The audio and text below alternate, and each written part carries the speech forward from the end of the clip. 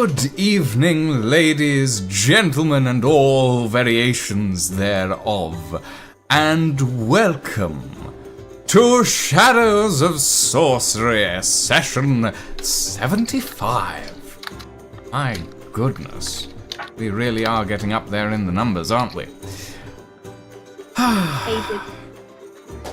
Joining us this evening, with no idea of what is about to befall them, are my wondrous players.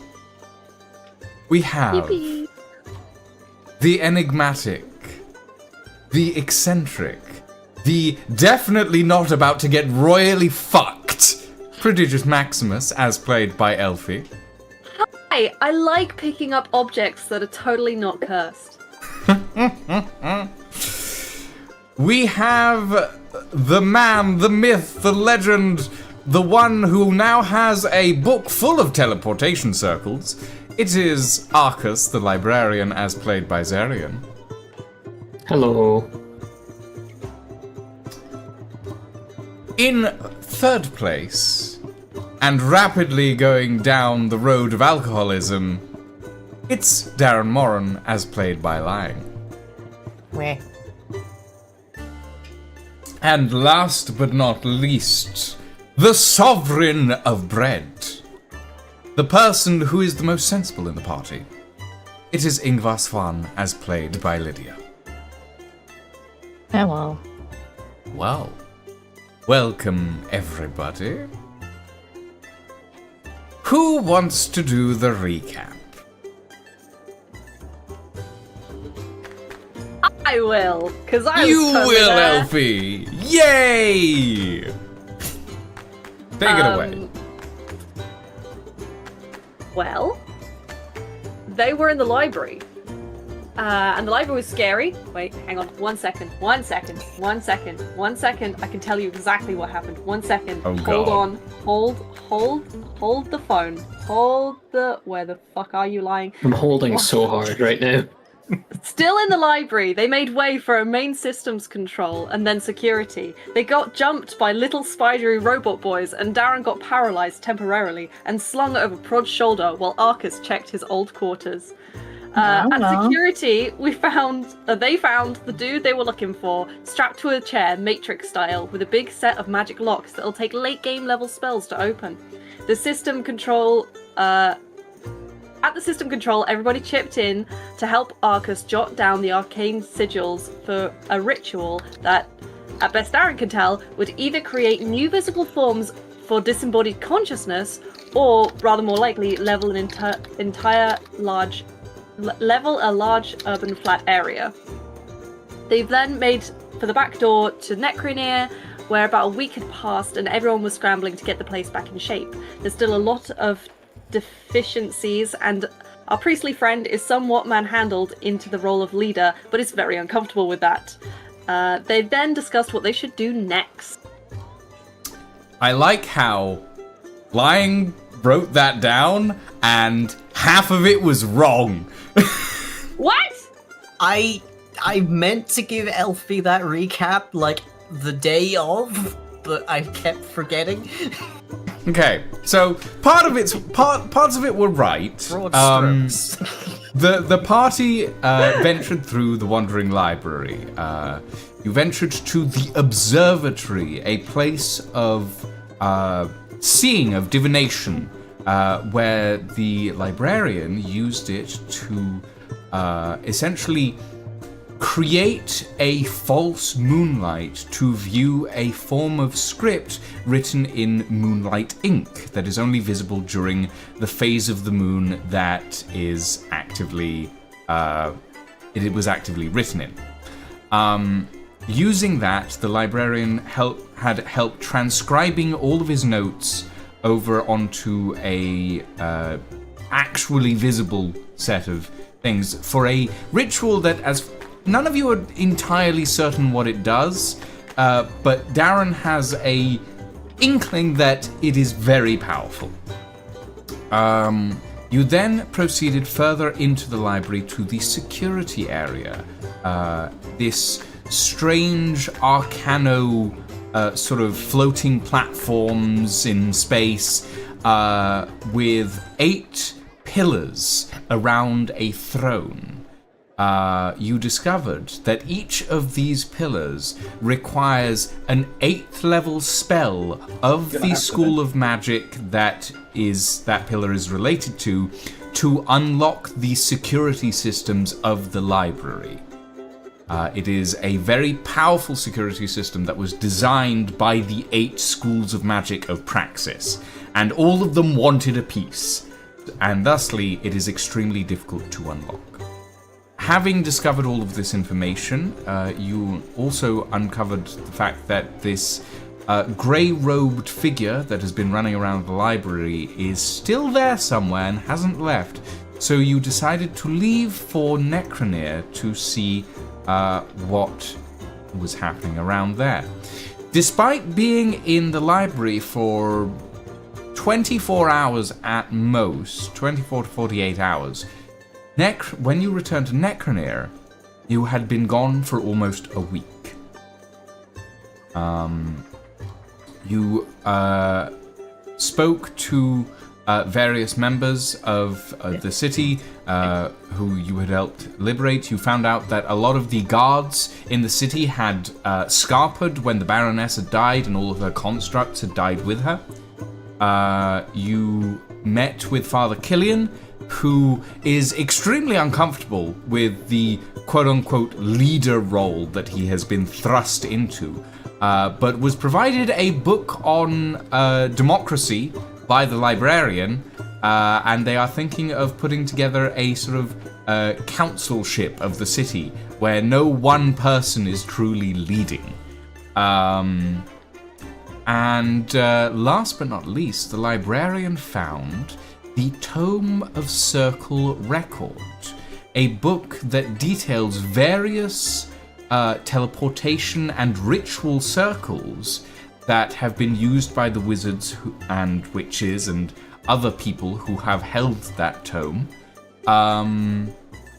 and has decided to stick around Necronir for a little while to put together a transport circle, a transport teleportation circle to a different city to help pull the city out of its dire straits, as it is currently starving and destitute.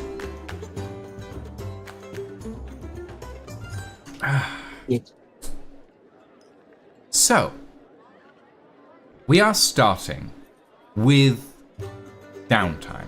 Actually, no, we are not starting with Downtime. Before we begin the Downtime, we need to address the elephant in the room. Or should I say, the belt in the room. Prod, you've been wearing the belt for a good few hours now. You haven't sat down to attune to it yet. No. But I am going to make up a rule. I am going to make up a rule of indirect attunement. You've been wearing a belt for multiple hours with a desire to attune to it at some point, right? Yeah, I've been wearing the belt. Frodo put on the ring. Okay. Do you need to attune? I feel What are you doing at the moment?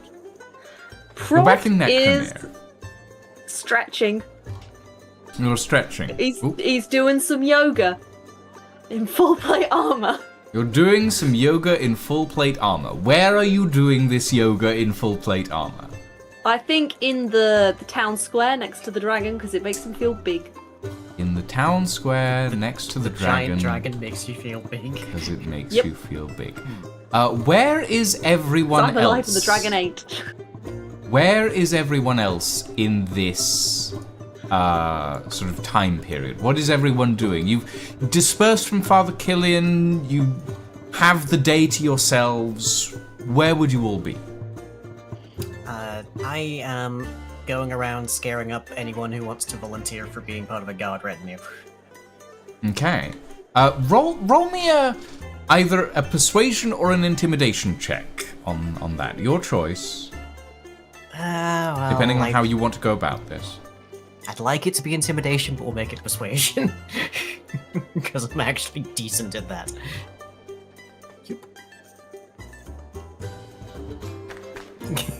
That is a 23.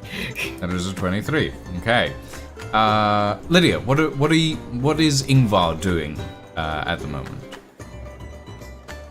Probably looking around to see if he can find anyone who'd be willing to help maybe set up, I don't know, like a temporary mine shaft or something, like for tools and... Okay. Roll me an investigation check on that. Where's my space? There it is. On the keyboard itself, good grief. 19. Okay. 19, that's pretty good. Arcus, what are you doing? Are you beginning preparations? Yeah, I think Arcus is probably just like beginning preparations, gathering some raw materials, maybe like using a cast the fabricate spell to make some like wheelbarrows or something for the townsfolk to help carry stuff around. Okay. Cool. So, one quick thing. The, shall we say, exit teleportation ring for Necronir is in the Baroness's manor. Where do you want to put this secondary teleportation ring to take people to another place?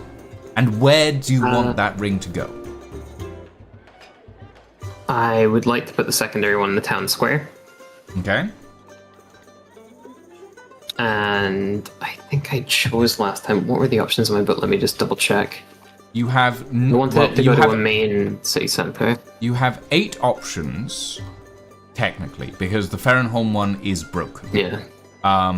You could make it lead to the vault. I don't know why you would, but it is an option. And yeah, there are, in that case, 7 options. So. What was the kind of deserty town called again? Matina? Matina was the town out to the south in the desert, yes. Yeah, and it was kind of like a trade hub, right? They had a lot of resources going around.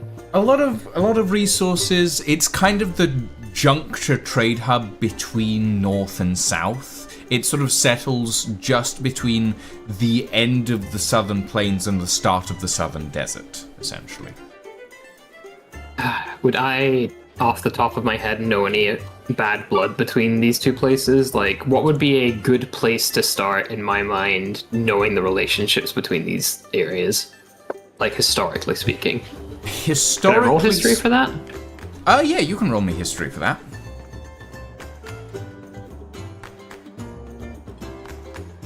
Okay, let's hope it's good. That's a 16. 16. You don't know of any, like, specifically bad blood between Necronir and Matina. Necronir is part of Radavi. Matina is part of the southern sort of country. So it's they are different like physical kingdoms. But there's never necessarily been any major, like, they've had a few scuffles here and there, a little bit of war between territories, so on and so forth, but it's never amounted to, like, full-on invasion. It's always, like, border territories and stuff. Yeah. Is there any ones that I would know that would maybe help out more? From the list of... From the list that you have, from the circles that you have access to, Thank you. you know... Okay, so Farrenholm is usually pretty good for helping out, but their ritual circle is broken, so the teleportation circle is broken, so that's not an option. Matina is... They'll help out, but they'll be very mercenary about it. They're very sort of... They're trade focused, which means if you give something, you gotta get something back, you know. Thistledown, you haven't heard much of, but the last thing you did hear was that the Evan Lorne, the assassin of the Carnifex Syndicate, holds power there, so it's probably not a good option. Velostov is dwarvish and contains probably a lot of, like, happy, well, not necessarily happy-go-lucky, but definitely happy to help out people. El Krian is unfamiliar to you. You do not know that name. It must have cropped up at some point within the last 500 years. Serdavar is a lot further south. It is further south than Matina. A coastal city, you think. And they're not as big on trade, but they are a big exporter of food and a variety of, like, medicinal stuff. So you think maybe they might be able to help a little more than Matina would, or at least they won't ask as much in return as Matina would. Yeah, that's about it. I probably trust Velostov more. They don't seem like they'd be abusive to them, and they probably understand it's a transactional relationship to a certain extent. They're also very good with law and order, so I'd probably trust their place to be better than average. Okay. So a teleportation circle to Darren's hometown. Okay. Yeah, I'd probably ask Darren first if he's alright with that. No. No. No, Okay. I'm not. I mean, as long as it's not Darren doing the transportation circle themselves, then... I mean, you don't have to go through it. I just might need help talking to people is the thing. I mean, we're not going to recognize Darren at the other end at this point. You are a dragon now. If You nothing- know, if they're not nothing else- comfortable with it, it wouldn't make sense. No. But also, at the end of the day, Ingvar's also used to talking with dwarves. I mean- really wanted to know. It is up to you guys, but Maybe just I'd letting ask you know Darren and, that like, some try of these and cities might sort have a of- better relationship with Necroneer. At least Yeah. past relation. Maybe not great current relationship, but past relationship. You know. Should I explain to them what's happened? My vote is Medina. Okay. So yeah, Matina will be much more mercenary. Serdavar is known to be more, like, kind, I guess, but also you've never been, so you don't know what that's like. Oh wait, don't we have a relationship with the twin? The twin and his, like, boyfriend or whatever. They were in, like, an organization, weren't they? Oh, Yeah, they're kind of in a witness protection organization for Radavi. They work with the Yeah, but Radavian we were- embassy in witness protection. We also, like, I think, the librarian interacted with the bureaucracy there a bit, and we're technically, like, semi-heroes, but then they tried to blame us for shit. I Well, can't remember the- exactly what happened there. Oh, yeah. You guys got caught up in political intrigue, essentially. And Yeah, they tried to scapegoat us with some giant golems. yeah, That was it. They yeah. think that we ran away. We don't know what the current political state there is in terms of what favor No. we carry. You don't. Yeah. what about I- the Yeah. griffins that we left on? Is that the same place, or am I thinking of something different? Griffins? The Oh. Griffins attacked the airship, yeah. Yeah, that was in transport. Yeah, that was in transit between Velostov and Matina, I believe. Oh, I'm thinking of when we left Velostov then. Okay. Yeah, Velostov might be the best bet. Yeah. Well, Okay, Velostov it is then. Was that the place where that will rescue the princess? Yeah, Yeah, that's I'm thinking of. Yeah, we're probably decently okay then. Yeah. yeah, I would say so. They seemed nice. We have favor with the royal family. At least we can set up a relationship that way. And Love Academy. In Yep. Velostov? Is it Velostov, the one where we You're saved the thinking princess from being of kidnapped? Farrenholm. Oh, which What was has the Velostov, broken. Velostov was dwarvish politics, and That was it. yeah, Velostov Yeah. was a lot of dwarvish politics.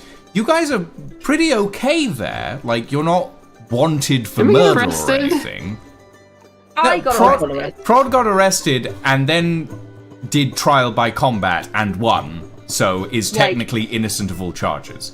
Okay, we're all good then. Velostov is not what Darren wants, though, and I kind of want to respect that. The best bet is probably Matina, even if it is quite political. Yeah, we we'll can't have let... to keep an eye on them, but that's probably fine. Maybe they can change Matina's opinion of us slightly better. Can I... Wait a minute. I You wanted do to have- try and make this a actual politics thing, but can I modify the teleportation circle spell slightly? I will. I'll tell me what you want to do, and we'll see.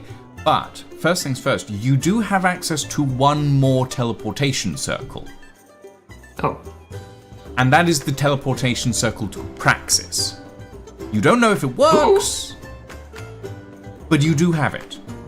that is just one to in let you a know. chasm right now, if I remember correctly, because that was where like one of the cataclysms hit, wasn't it? Praxis, as far as you know, the city itself may not exist anymore. However, I will put this out there. The excavation sites around Praxis are known to unearth a lot of rare and relatively powerful magical items, which could and you would know this just as general knowledge from the world. A lot of older magical items that are still very potent to this day and are worth a lot come from the excavation sites around various ancient cities, and Praxis is one of those big ones. You don't know if the circle that you have would go to an excavation site or somewhere else, but you do have it, and as far as you're aware, it might work. So that is another I'm not going to option. pick that one Okay. for multiple reasons. I think Matina's probably our best bet, even if it does have a high political environment. So what was it you wanted to adjust about the... I wanted to try and enforce attacks on the circle for outsiders. attacks? Ooh. A levy. Yeah, quite literally a entry tax that you would have at a city gate. Similar to what I think we kind of went through in Velostov, where there was a specific magical barrier enforcing effect in the city. Not quite as strong, obviously, but basically you pay for usage. Okay, so the magical barrier in Velostov is specifically designed to dispel illusion magic, so that it can stop I was just people. using it as an abstract example. Yeah, no, I get that.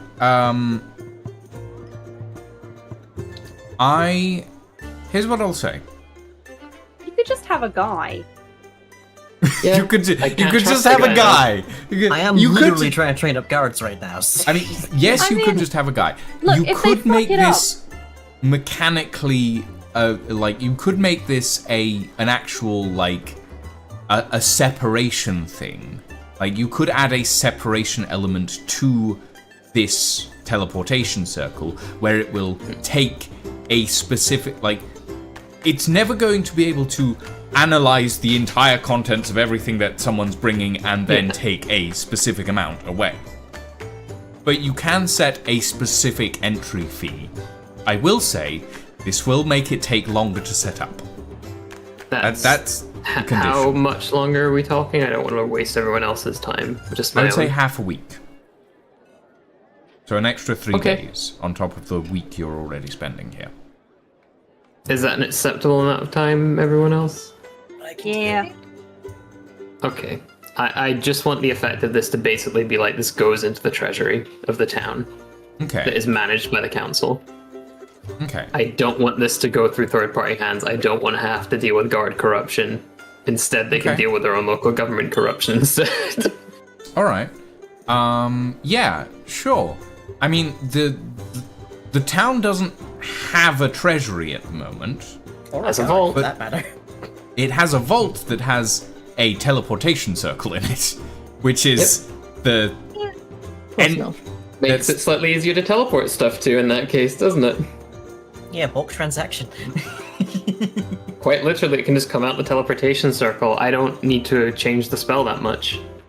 Okay. Yeah, sure. I mean, I will say the alteration to the circle you will be doing to the income portal, Yeah. which will be the one in the house, like the arrival portal.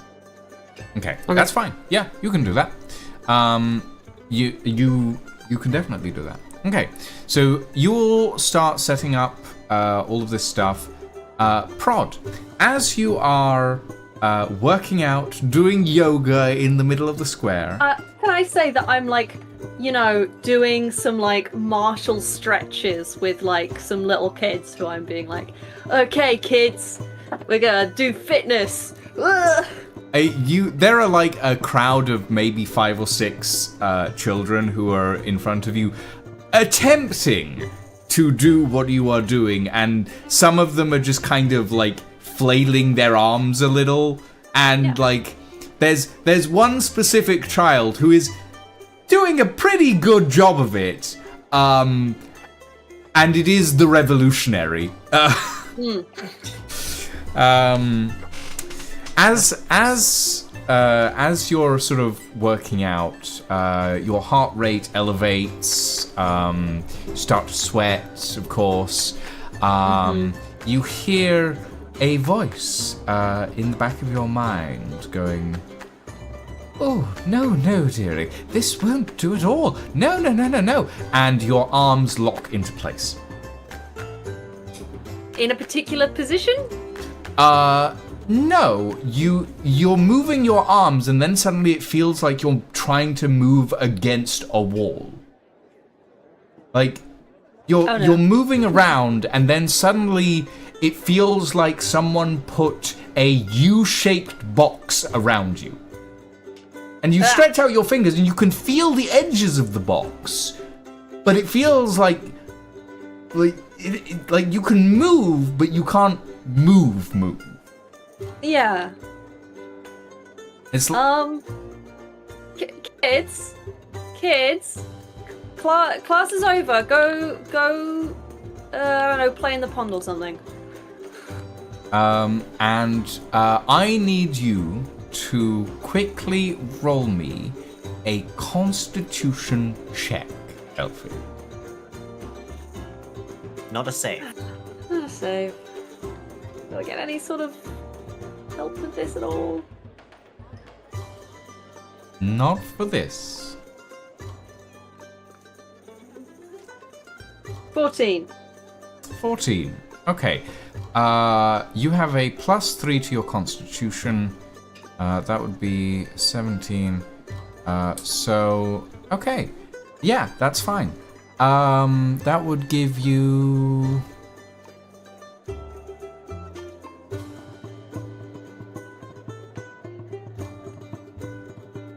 Yeah, okay. Yeah, that would give you about a minute and 45 seconds of air. Okay. You hear this voice continue and say, "Oh no, this you're covered in sharp things, darling. This won't do at all. No. We must make sure that you are kept perfectly safe." And you feel the swords on your back expelled out of whatever bubble you are sitting in. Oh God. The rest of you around Prod, you all watch as Prod kind of just freezes in place. Not necessarily, like, they're still moving, they're just not moving. And then you watch as the swords on their back are expelled from their armor and clatter to the ground.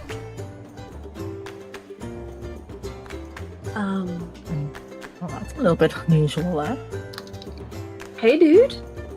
I say. What is a dude? It's how I'm referring to you. Do you have a name? I am the Belt of Infinite Protection, and I am here to protect you, bearer of the belt. Wow. Thank you? I wasn't in any danger, though. You are always in danger. The world is a very dangerous place. I cannot allow my bearer to suffer at the hands of the world.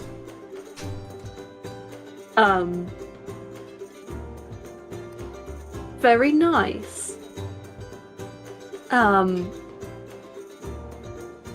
However, I will suffer now if I stay in this position because my glutes hurt.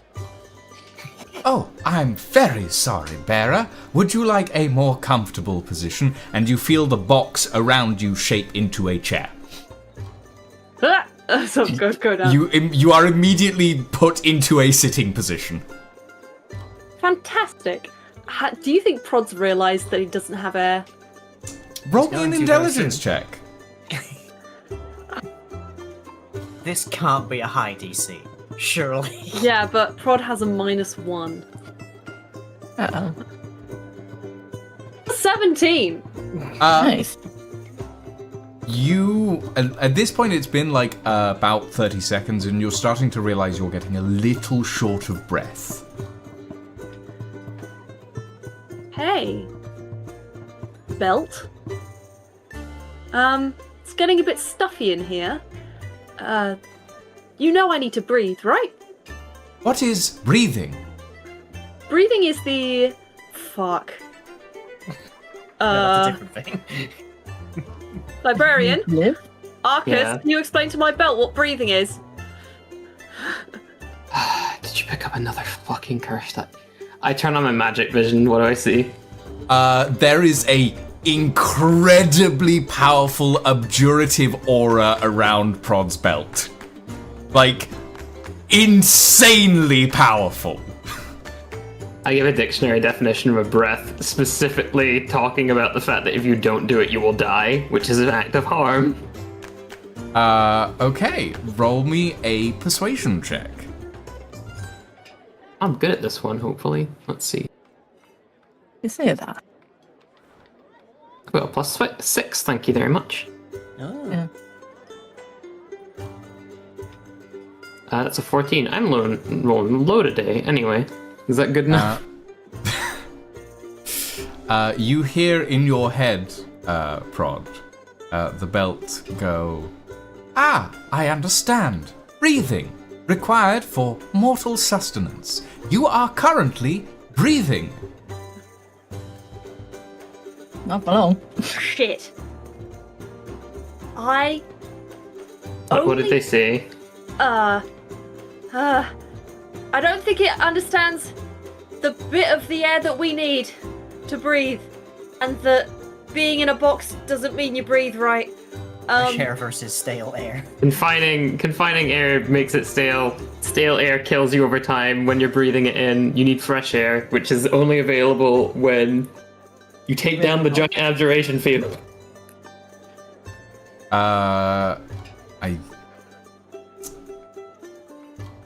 You hear the belt in your mind go.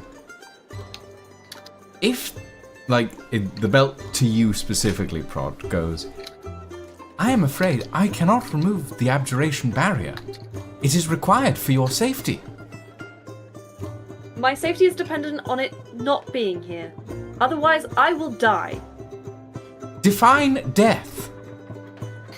No mortal, no breathe, most unsafe I will ever be. Greatest harm available. Greatest harm available.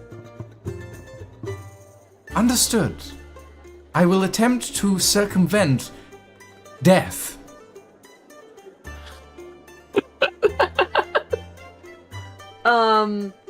Prod is visibly sweating. It's like, shit. It's getting quite warm in this box. Yeah. While this is happening, can I cast Identify on the field to learn exactly what spell this is? Sure. Yeah. Well, I'm not doing this as a Ingvar's ritual, I'm doing it as an You're instant. doing as an instant cast. Okay. So this is a modified variant of Force Cage. Okay. Look up All right. the level of Okay, force I cage. should clarify. This is a modified variant of multiple Force Cages that allows the belt to manipulate the cage around Prod into various shapes. Do you mean all of force? I don't think force cage is a spell, is it? No, it is. Single It word. is. Is it? Oh, force cage. Got you. It's a 7th level force spell. Oh, Jesus. Ah, Christ's sake. I don't think I can try to dispel magic on it, but I'd need to roll. And it would be whatever level it is, plus something or other, if I remember correctly. Can Ingvar poke the box? Sure. You press your hand against an entirely invisible surface.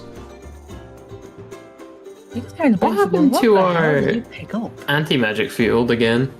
Did it explode? It exploded because you forced a god to make a deal with a titan. That was it. I don't know if I was like a poke a hole in the box. It feels. Actually, yeah, instead of trying to dispel it, can I like poke a hole in with dispel magic? I will. You'll have to roll for it, but I will Yeah. allow that. Okay. It'll be a lower DC, but yeah, I will allow it. I will cast a 5th level. Would it be dispel magic? Does that even count for? Yes, 4th level or higher Yeah. automatically end the effects. Okay. What was it? Darren, make sure my swords are okay. For each spell, 4th level or higher on the Trying to get target. attention here, but sure, yeah. I mean, Ingvar could save the sword. Wait, are any of these cursed? Hmm? Are any of Prod's swords cursed? Any No. pointy bits As like far as you're ejected? aware, the swords are not cursed. As far as I'm Okay. aware, swords aren't cursed. Okay, I'm still gonna like try and wrap them in a cloth before I pick them up with my bare hands. Be nice to them. Okay, so DC is 10 plus the spell's level. So DC 17, because you're only trying to poke a hole, I am going to lower this to a DC 15. Okay, let's see what I can do. What do I roll for this? Is it just my... It's not spell your- attack, it's like casting ability, that's it, It's so your charisma. casting. It's your spell DC, essentially. Sorry, spell. Yeah. You know what I mean. That thing over there. Dison. Roll my dice. 20, dirty 20. 20. Where are you aiming this hole? At Right at the crotch. the bottom, because carbon dioxide goes down. Okay. You aim the. What about my mouth? What It'll about my drain mouth? out and then you got fresh air. That's how it works, right? No. It's up to you. Prod does not. I will allow you. I'll do it at the mouth level then. Thank you. Okay. You aim a dispel magic at a small area of this force cage around Prod's head, and Prod, you feel fresh air suddenly rush into your rather warm prison at this point. The box goes, Vera, I have been breached. There is danger. I must get There you is to no safety. danger. There is no danger. There is no danger. There is no danger. There is you no danger. feel Prod the just box chances. stand you upright, and it is going to start walking away from the librarian. God damn. Right. You can breathe now, but it is leaving. Ingvar follows Well. the box, I guess. Belt. Who do you work Wait a for? minute. Oh my god, wait, can I even do this? No, it's centered on them. I can't around. Hey guys, can you like try and restrain Prod? They're in like a force cage right now, so just like stand in front of them and, I don't know, huddle. Is this box prod-sized? The This box, box is slightly bigger than Prod it's size. slightly bigger than Prod. It's 2 inches away from their skin ish. Do you think Ingvar can grab like around the box to try and stop it from moving? Can we get Casper You- to pick Prod up? Might be able to, but it will be quite difficult to hold on to because the belt is using Prod's strength score to move. I repeat, it might help us then to have Chasm just hover whilst holding on to Prod. Just get Prod off of the ground. I mean, you gotta remember also, Ingvar and Prod's strength are the same level. Yeah. So it would be a contested strength roll, but if you want to like stop Prod from moving, you can attempt to do that. If I fail, the also worst I could attempt- happen is it slips out his grip. Can I also attempt to reason with the belt in any way? Be like, who do you work for? I mean, Who's the your moment you ask master? who do you work for, the belt says, "I am employed by my bearer. You are my bearer." Okay, perfect. Your bearer wishes you to take a break and stop working for a bit. I'm afraid that would compromise the safety of my bearer. Your bearer's safety. Your bearer says your bearer's safety is actually second priority to your bearer's wishes. Roll me a persuasion check. Oh boy. We're doing some Asimov law stuff on this thing. If I had the option, I would have told you roll me a logic check. But yeah, Prod works on logic. 10. Oh dear. 10. The belt goes. In order to comply with my bearer's wishes, I must first ensure my bearer's safety. Your bearer is safe. Prod, do you need me to do a logic at that thing? God, try. Darren, we need to give it a logical inconsistency, like a paradox or something, so it shuts itself down. Right. This statement is true. Gonna pop in. That statement is false. Think about it. I don't know. I only did one. While this is happening, Ingvar, roll me a strength check, and Prod, roll me a strength check. Yep. Well, shit. That's 9. Ooh. Plus 14. Yeah, you actively you're pushing against against 2 inches away from Prod's abs, and Prod is just marching forward at this point, very robotically marching forward. Okay, we need This this to box work, has so no I'm gonna grip. use Draconic Presence to have advantage on a persuasion It is a very check. slippy box. Let me just. I'll much slower. The box is called Slippy. I'm playing the one that the box is called Flubber. The box is called Phlox. Oh no, we've got a flux capacitor for a box. Oh no. Okay. What are you doing, Darren? What are you doing, Arcus? Arcus? Or Both of you. Both of me? Darren, you go first. I tried already.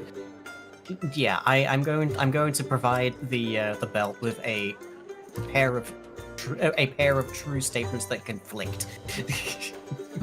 Okay. Can I cast guidance on them?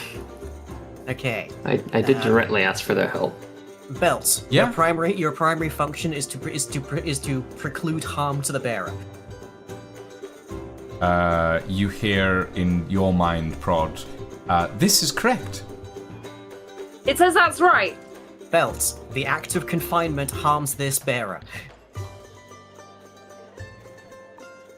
It takes a minute. I need you to roll me a persuasion check, Darren. I will forceful presence to get advantage on that. You also have guidance from Arcus. You get one minuscule D4 of guidance. It could be every little helps. I know I unlocked mega guidance. 9th level. Mega guidance? Okay, that is Not real? 24 plus 2, No. that's 26. 26. The belt stops moving you, Rod. And there is... You feel conflict before there is an acknowledgement as it goes... This is correct. Confinement will cause muscle atrophy and eventual expiration. I must find a different way to counter death. You feel the box dissipate around you.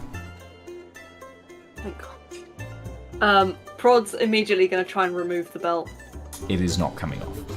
Yeah. When did you even get this? In the library, we were picking out trinkets, and I wanted something that would protect me. And this was called the Belt of Infinite Protection. And I thought, great, good protect time. Legitimately, Can I look up its entry in the index to see how like many pieces of red warning were on this item? Sure. Roll me an just- intelligence check to look up Okay. to find Don't an entry on the touch belt. it. I didn't know what you meant. It's like a In the roll meantime, intelligence check. while the librarian's doing that, because of how close Ingvar 23, not 20. Natural What's in the box? 20. Holy shit. Okay. So, you find the entry on the Belt of Infinite Protection. This belt is cursed. It will protect the wearer from all forms of physical harm, including from the wearer to themselves, by erecting a box of restricting force magic around them, separating them from any possible harm from objects such as poison gas, bladed weapons, or vast amounts of liquid. The belt has no understanding of physical living requirements such as breathing or eating.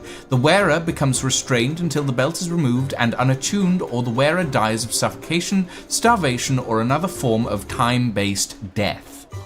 Below this entry, there is a tally number of deaths caused by the Belt of Infinite Protection. It currently stands at 255. Why was this in the archive? Why did they destroy this? You also note a few more paragraphs and phrases. The belt is susceptible to logic and has been removed via the use of various logic puzzles before. However, each time it encounters a logic puzzle, it learns, and attempting to use a similar logic puzzle again will cause it to override and continue its predetermined action. Basically meaning that the same logic puzzle will never work twice on it. We need to get this off of you. Any other way to Lastly, there is a small statement from a researcher under all of this, saying the belt will, if you can persuade the belt to stop its directive, it will only reactivate when the wearer properly comes to harm. Prod's a backliner now. No, I'll be fine. I'll be so fine. Look, guys, it's so fine. Why did you put Prod's it on crying. before you It's knew so what it fine. did? Prod is now an active duty non-combatant. So fine. Guys, Hey. it's fine. Frog, can I take a look at this belt? I'm not gonna like touch you or anything because I don't want to reactivate this, but I just need to like figure some shit out. You can touch me if you want. It's okay. Don't It depends if make the it belt weird. thinks it's harm, though. Don't make it weird, man. Well, you're getting down there. Oh, for God's sake. You know, I can cast lightning from my hands, right? Yeah. Yeah, remember that one. Okay, so I want to see, first of all, how much fucking magical energy this thing has on it. Like, is this lighting up like a fucking lighthouse, or is this more like a candle flicker kind of light I'm seeing with my magic vision? Now that it is attuned to prod, like, before it was attuned to prod, it was like a candle flicker at best. That's why you didn't really pay attention to it. Now that it is attuned to prod, it's like a halogen light bulb. As a previous artificer, can I roll Arcana to see if I can, like, figure out a workaround for, like, items with dispositions like this? Like, I surely must have encountered, like, misbehaving magical items before. You've worked with some members of the archive before, so you've encountered a few items that have misbehaved. There's been various workarounds, such as confining them to a sealed container and sticking them on a shelf forevermore, never to be touched. You're not entirely sure why this one wasn't in a sealed container. Maybe it was long enough that someone just took it out and went, okay, well, this can just go on a shelf now. Items like this that have a personality are rarer than most people think. Most magic items don't have personality per se. Like, they have, like, their innate personality, but they don't usually talk. Which means that something was used in the creation of this item that was particularly sentient. Many items, and you would know this as a researcher, many magical items that have a full-on personality that can actually actively speak to someone are either centuries old and have developed the sentience from that, or something was destroyed during its creation that gave it sentience. This one feels like the former. It is so old that it has developed a personality. Unlike Prod's armor, which is the latter. Something was destroyed during its creation that gave it a personality.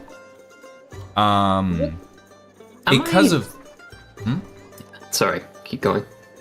Because of this, the belt's understanding is limited. It doesn't have the prior memories of something that had a personality. So its understanding is limited, but it is learning. You've noted a few of the different, like, logic puzzles that people have used to, like, turn it off. But as far as you can tell, turning it off was a very limited thing, and even using a full-on dispel magic on it only, like, disables it temporarily long enough to get it off someone and unattune, because then it eventually just comes back. Oh, okay. I'm gonna try, like, a very different approach to this problem. Okay. That I don't think people will have maybe tried before.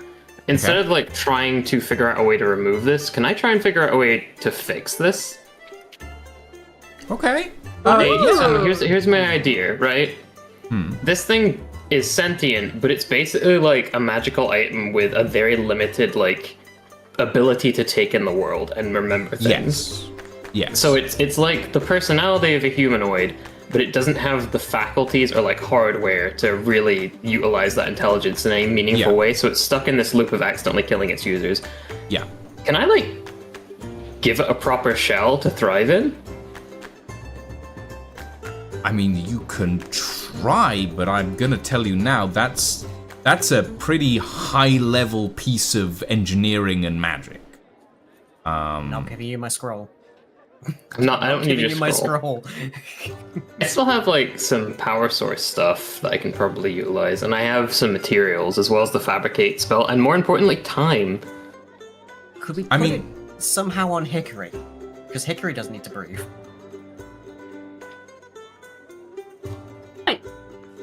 That's true. Or eat. Or poop. We don't know that one. Although you do have to convince it to let Hickory move. Yeah. I feel like we've already gotten like And use weapons. Because Yeah, the first thing and the also belt we did was don't throw your have- swords to the ground. Yeah. Also, I kind of want to help it out properly.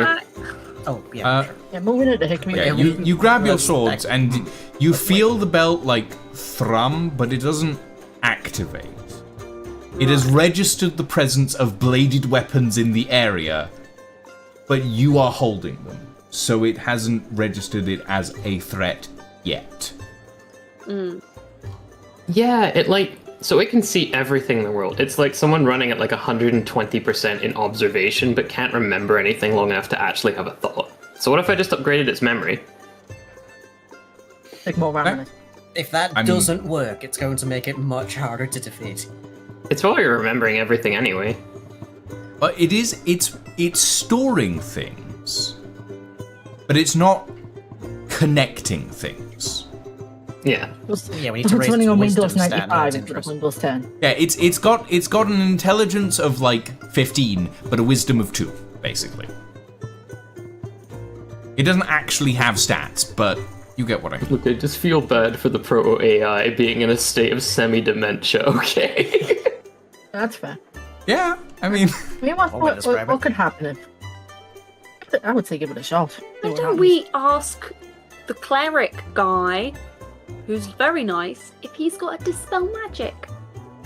That's true. I also Or have maybe some more something dispel that can magic I help could just cast fight on it you. to make it click open if it's not actively protecting you. You can give You it a would- shot you as would long as it have doesn't to take beat- that as harm. I'm going to say it might find that... as a- you as would have to close beat call. its DC before it activates, basically. Okay. Like, and the DC will be a DC, like, the DC for the Force Cage, for dispelling the Force Cage itself was 17, because that is the DC of the spell. The DC for actively dispelling the object, even temporarily, is going to be a minimum of a 20, and I'm going to let you know that in advance. Okay. I mean, let's go ask the cleric. Yeah. If nothing else, the cleric could help. Just help in general with the spell. Yeah. Right, I'm Do gonna two at the go- same time. I'm gonna get back to recruiting. If there's anything, well, just ring me. Okay, we're gonna go talk to the I know. cleric about Prod's crotch. I'm gonna go see the cleric about an STD. Can you fuck God? Oh yes. Oh no.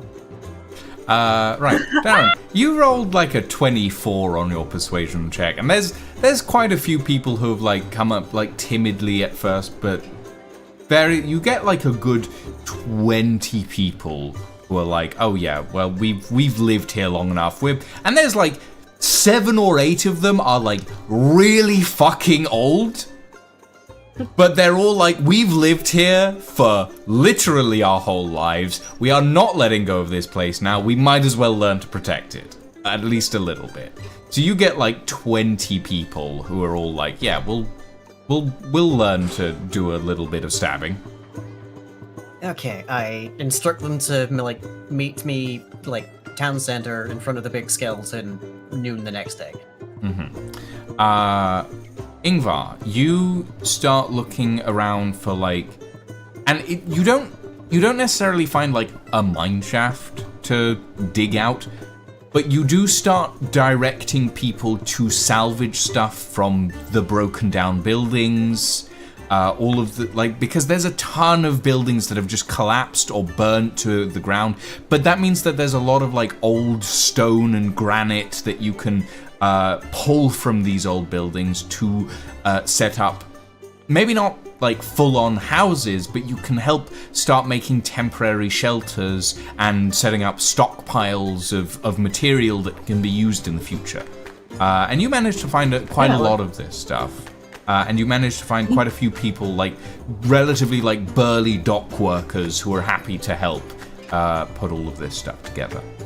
So he's just going to like instruct them on bits and bobs and how to build them. And in his spare time, like he'll help like during the day and whatnot. In his spare time, he's going to practice wood carving with just the bits of wood that say are a bit too small for houses and whatnot. Okay. Just during the downtime. All right. Yeah. Mechanically, well, you're going to be here for a week. I'm going to say, mechanically speaking, practicing wood carving. I was looking at woodworking. It's not a specific skill, but there are wood carvers tools apparently. Yeah. I would say you will gain proficiency with wood carving tools. Okay. As sort of your downtime skill training. If anyone else wants to do that over the next sort of week, of picking something to train up a skill, a proficiency, something like that. Yes, Elfie? Can Prod start an amateur theatre company? Yeah, you want to train up a little bit of performance? A little bit of performance. He's trying to firstly encourage theatre, maybe like getting like maybe with the help of Ingvar, getting like a little amphitheatre semicircle of stones, and he's gonna try and just be like, hey lads, why don't we do a little bit of theatre, process our emotions, also all hail Callist. Okay. That's gonna be his vibe. Yeah, do you already have proficiency in performance? Or I do have I'm an actor, so I have proficiency in performance. But not expertise. But not expertise. I don't think I've got expertise. But you can train up to expertise. So I will say with that week of downtime, you train up to expertise in performance, which you should be able to do on your symbiote character sheet. You should, like, if you click the little circle next to performance once, it'll give you proficiency. If you click it twice, it'll give you expertise. Or I think it's when you get to like the full circle with the outline around the outside, that's expertise. Hell yeah! Thank you very much. Okay. Arcus, during this time period, you're going to be doing like a lot of like circle design, building, construction, a lot of actually like directing people on how to build up these circles and stuff. What do you want to train out of that, essentially? I probably want to train in persuasion.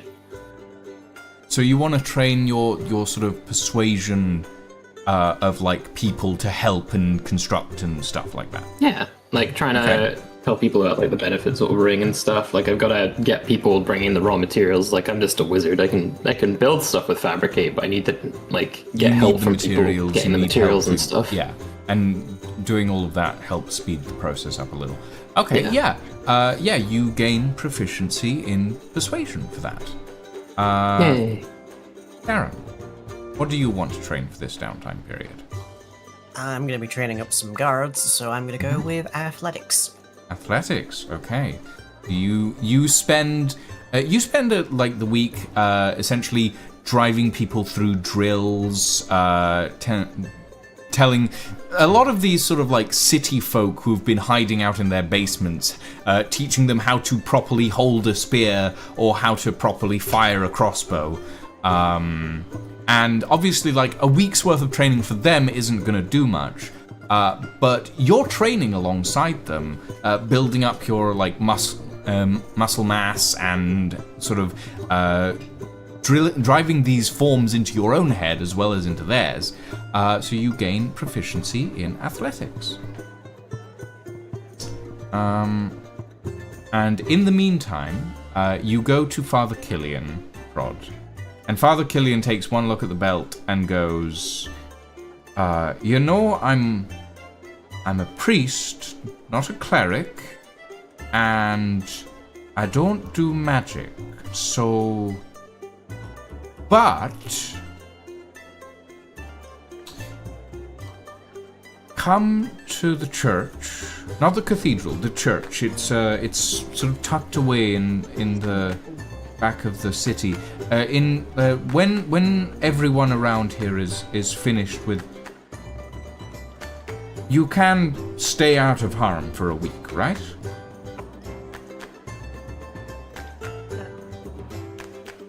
Yeah. Okay. Then come to the church at the end of the week, and I'll see if someone can help. Thank you. And Right. The librarian just dips into the library for a second, comes out with Logical Paradoxes by Percy Peru. By Percy Peru? Yes, Percy Peru. Look, Okay. all of them can't be gold, okay? I came on that one up with that one in like 5 seconds. I just needed to pee. No, it's not Peru anymore. It's Peru. Peru. Yes, Peru. Okay. All right. So you guys spend your week of downtime. You train up your various skills. Is there anything else you guys want to do during this downtime? Obviously it won't give you anything for your skills, but just RP wise, is there anything that you guys want to? Every day, basically, after I'm done with training the upcoming guards, I am going to find a bar and or a brothel, and I am going to make myself become exhausted until I fall asleep. Okay. There are no brothels in Necroneer. Everyone's kind of not that interested in the idea of sexual relations at this time period.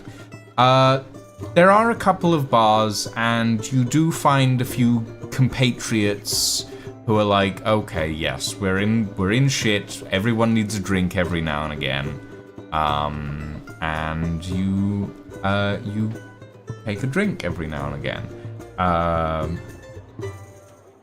Anybody else want to chip in with some RP?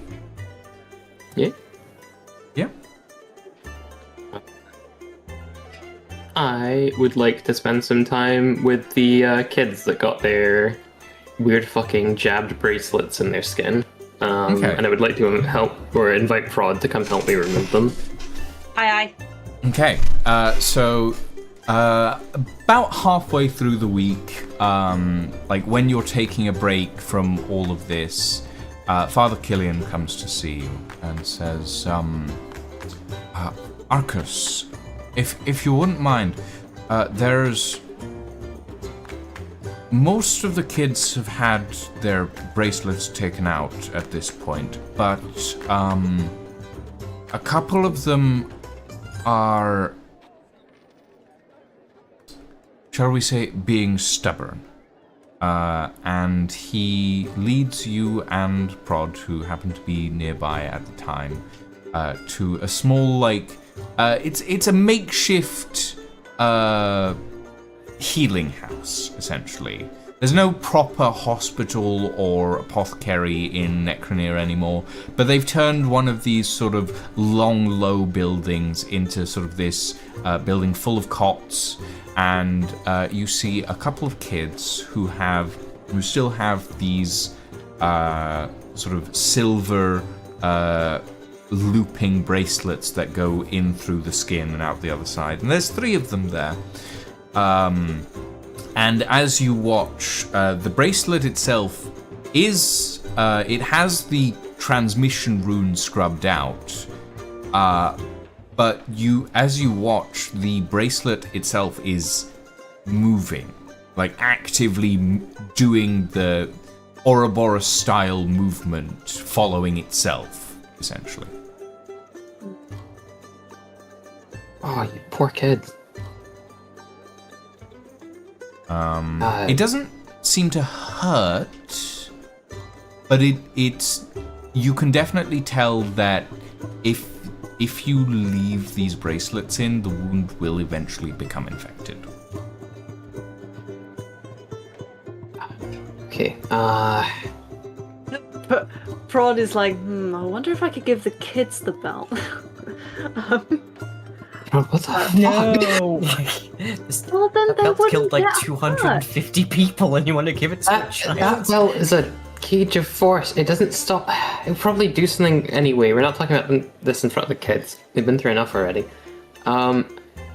If you could just cast lay on hands while I work on this to, dull the pain or whatever, that would be great, and just heal the wounds eventually. Yeah. Um, Sets up to do that. Okay. I'm not going to make you do any rolls for this. You guys spend an afternoon gently removing these contraptions that as soon, you remove one of, you snip it and slowly pull it out of this kid's wrist. And as soon as you remove it, the first thing it tries to do is burrow into your skin. Something all the other bracelets don't seem to have major issues, but these ones specifically are particularly sentient, and you're not certain why. You manage to remove them all, but because you don't have any sort of magic removal or sort of magic dampening stuff anymore, you put them in these heavy glass jars, and you watch as these silver wires inscribed with runes sort of wriggle around trying to get out, but they're not sharp enough to penetrate the glass. It's strange because these things shouldn't have any power anymore, but for some reason they're still functional. Hey kids, who put these bracelets on you? Yeah, you speak to one of the ones who's had it out for a few hours now, who's sitting up in bed, who's drinking a small cup of soup. It's actually quite a large bowl, but it doesn't have too much soup in, so every time they drink it, it goes up like this. And one of them goes,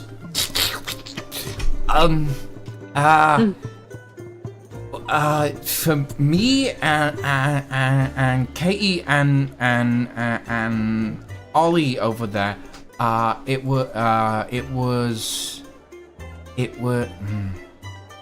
wasn't the Baroness. It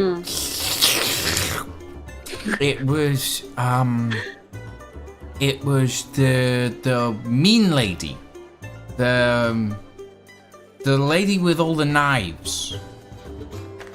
Oh, the lady with all the knives. Yeah. Yeah, she had a lot of knives, and she smelled like Rocks. she smelled like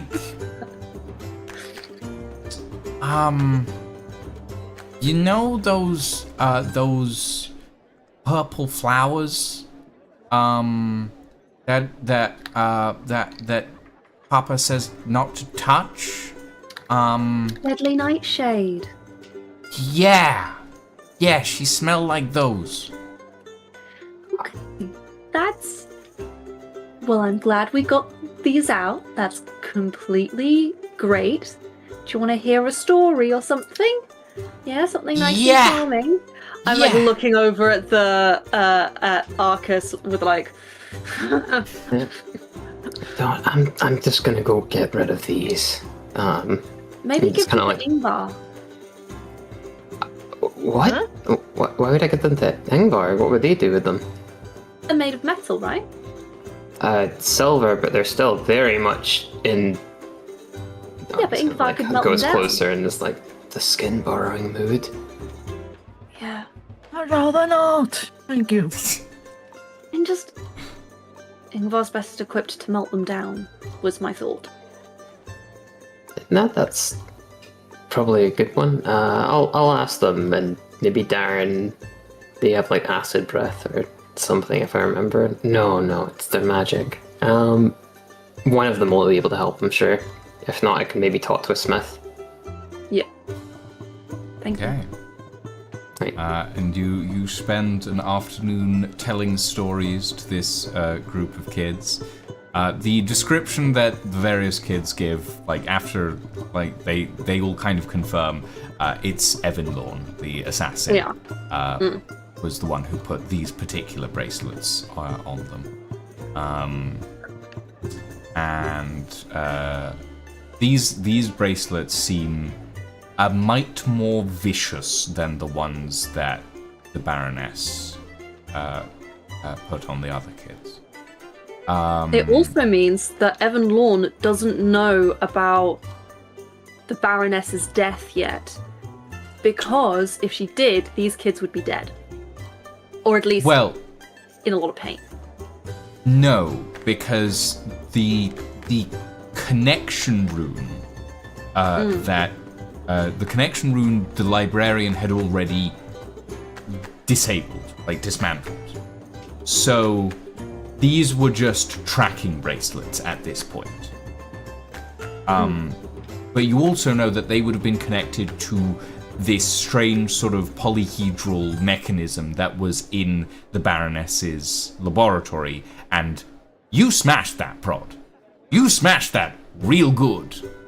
So it's you are uncertain as to whether Evan Lorne is aware of what's happened, but it's been like 2.5 weeks at this point. So it's possible that she might suspect something. You're uncertain. Yeah, we've got a GTFO. Okay. Arcus, you bring this sort of jar of squirming silver wires to Ingvar. I don't. You don't? Okay. I want to take this to the edge of town. I want to cast Call Lightning. Okay. Yeah, sure. You take this glass jar to the edge of town. You set it down on a small mound of sand a little ways away from anyone in the vicinity. And you cast Call Lightning on this. What level are you casting it at? At 5th level. 5th level. Alright. Call Lightning has a duration through which you can cast it a number of times, right? Yes. How many I would times? like to cast it 27 times. 27 times. Arcus was very angry the Baroness got an easy death. I mean, I decapitated her, but sure. Decapitated, but she did not suffer in the way that he thought Her she soul should. got dragged to hell, but sure. Not good enough. She should have had to face her own fears. It probably is in hell, to be fair. I don't know what Asmodeus is doing to her. Might be fucking partying for all I know. It's the 9 hells. I mean, something Hitler and pineapples, but sure. What? Anyway. What? Okay. Anyway. I'm gonna cast this quite literally 27 times in quick succession, because Arcus is fucking mad cast about it this still. 27 times in quick succession. And he's still mad that someone is out there that would think to do this to someone. What you actually end up with is less 27 bolts of lightning and more like one single concentrated stream of electricity into this spot. By the end of it, because you set this up on a small mound of sand, by the end of it, the glass jar is shattered. The sand has created this sort of glass, sort of broken-edged glass bowl, and at the bottom there's like this puddle of silver that has sort of crackled up the sides of this glass bowl. Nice. Is it still molten, or is it more like it's solidified now? It's after like a good 25 minutes, it solidifies into this sort of lightning pattern of silver up the edges of this glass bowl. Cool. I'm gonna break this apart as good as I can to collect the silver, and I'm gonna go and find Ingvar. Okay. You shatter the glass. You pick up the silver. The silver stays together. It's a little droopy without the glass to maintain its sort of form, but the silver sort of makes this sort of tree branch crackling sort of pattern that you can just pick up as one big sort of sculpture, I guess. Yeah. I've got my abstract art of my pure and unbridled rage. And I want to find Ingvar in the town, see if they can maybe make something for me out of it. Okay. Ingvar, where would you be at this point? Like... I'll be sitting on one of the stools in the town centre, just whittling away as the other guys work. He's just making some, arrow shafts out of the wood that can't be put into a house. I mean, you do... I will mention, you do have a set of obsidian arrowheads. That's what I was thinking. Yes. I need the shafts for them, though. You need the shafts for them. Is there any particular wood that you're picking for this? Just something that looks solid enough and sturdy and not rotten, I guess? Okay. Yeah, there's a lot of, like, charred wood, but that holds a relatively sturdy core. So you've got, like, a good 20, sort of, heavy, well, not relatively heavy-duty arrow shafts as you're whittling away. Arcus sort of comes up to you holding this strange abstract sculpture made of silver.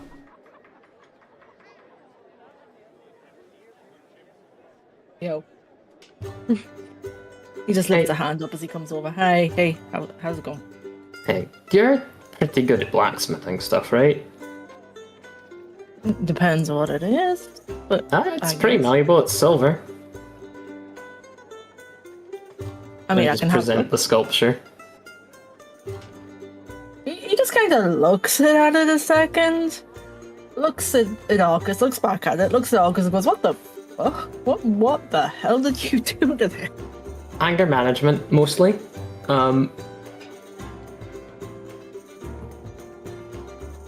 Yeah. I see. Do you think this is enough for like a small dagger blade or something? I mean, I can certainly give it a shot. I mean, if not, I could probably just sell it. It's high quality silver after all. Give the money to townsfolk. Yeah, what do you think? Yeah, leave it with me. I'll see what I can do with it. If I can't do anything with it, like you said, you can sell it off. Yeah. Sounds good to me. Here you go. Right. I'd probably check on the works, yeah. The amount of silver here, by your eye, Ingvar, would be enough to coat a dagger in silver. It wouldn't be enough to, like, make a full blade out of silver, but that's, generally speaking, generally speaking, making a blade out of silver is a bad idea because it's a relatively soft metal. But silvering weapons is a relatively well-known blacksmithing thing, especially in a world where quite a lot of dangerous monsters are, quote-unquote, allergic to silver. So you could definitely silver a weapon using this stuff. Yeah, he just needs to get a hold of one first. Because the only ones he's really got in his backpack are the kitchen blades. And they're made of a very obsidian, rusty which sword. is... You're not sure that the obsidian would work with silvering. Yeah, so he just needs to see if he can find a dagger or some sort of short weapon. Aaron has some daggers. That's a fair point. Where's Darren? Where would Darren be at this time? It's sort of mid-afternoon. Where would Darren be? Probably in whatever convenient clear area is decent enough proximity to the main square. Okay. Yeah, there would be a relatively clear area just sort of down from the main square that you would be in. Doing drills, I would assume? Yeah, you come over and it's like a scene out of Mulan, basically. Yeah, there's like it's a scene out of Mulan where there's a bunch of townsfolk with like really big spears doing drills, and like Darren is doing a draconic themed version of Be a Man. yeah, and like at least 6 of the townsfolk are like in their 90s, and like 2 of them are really old hobbled ladies who are holding these massive spears and wearing like sort of a light chainmail at this point. So yeah, yeah. They You get find scale mill when they graduate.